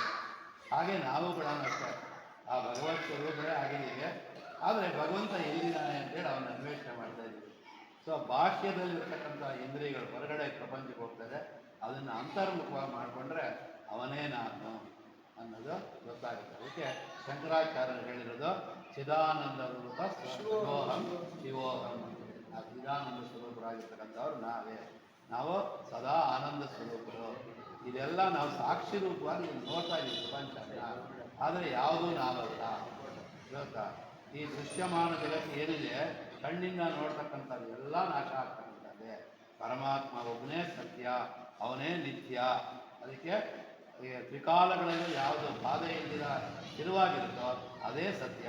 ಪ್ರಪಂಚ ವ್ಯಾವಹಾರಿಕ ಸತ್ಯ ಅಷ್ಟೇ, ಪಾರಮಾರ್ಥಿಕ ಸತ್ಯ ಅಲ್ಲ ಅದು ಅನ್ನೋದನ್ನು ಇವತ್ತು ಹಲವಾರು ಉದಾಹರಣೆಗಳನ್ನು ತಿಳಿಸ್ಕೊಟ್ಟಿದ್ದಾರೆ. ಶೇಷಕುಮಾರ್ ಅವರು ಪಾಪ ಚೆನ್ನಾಗಿ ದೇವರಲ್ಲಿ ಆಯುರಾರೋಗ್ಯವಾಗಿ ಕೊಟ್ಟು ನಮಗೆಲ್ಲ ಈ ಜ್ಞಾನ ನಿರಂತರವಾಗಿ ಕೊಡ್ತಾ ಇರಲಿ, ಸತ್ಸಂಗ ಬೆಳೆಸಲಿ.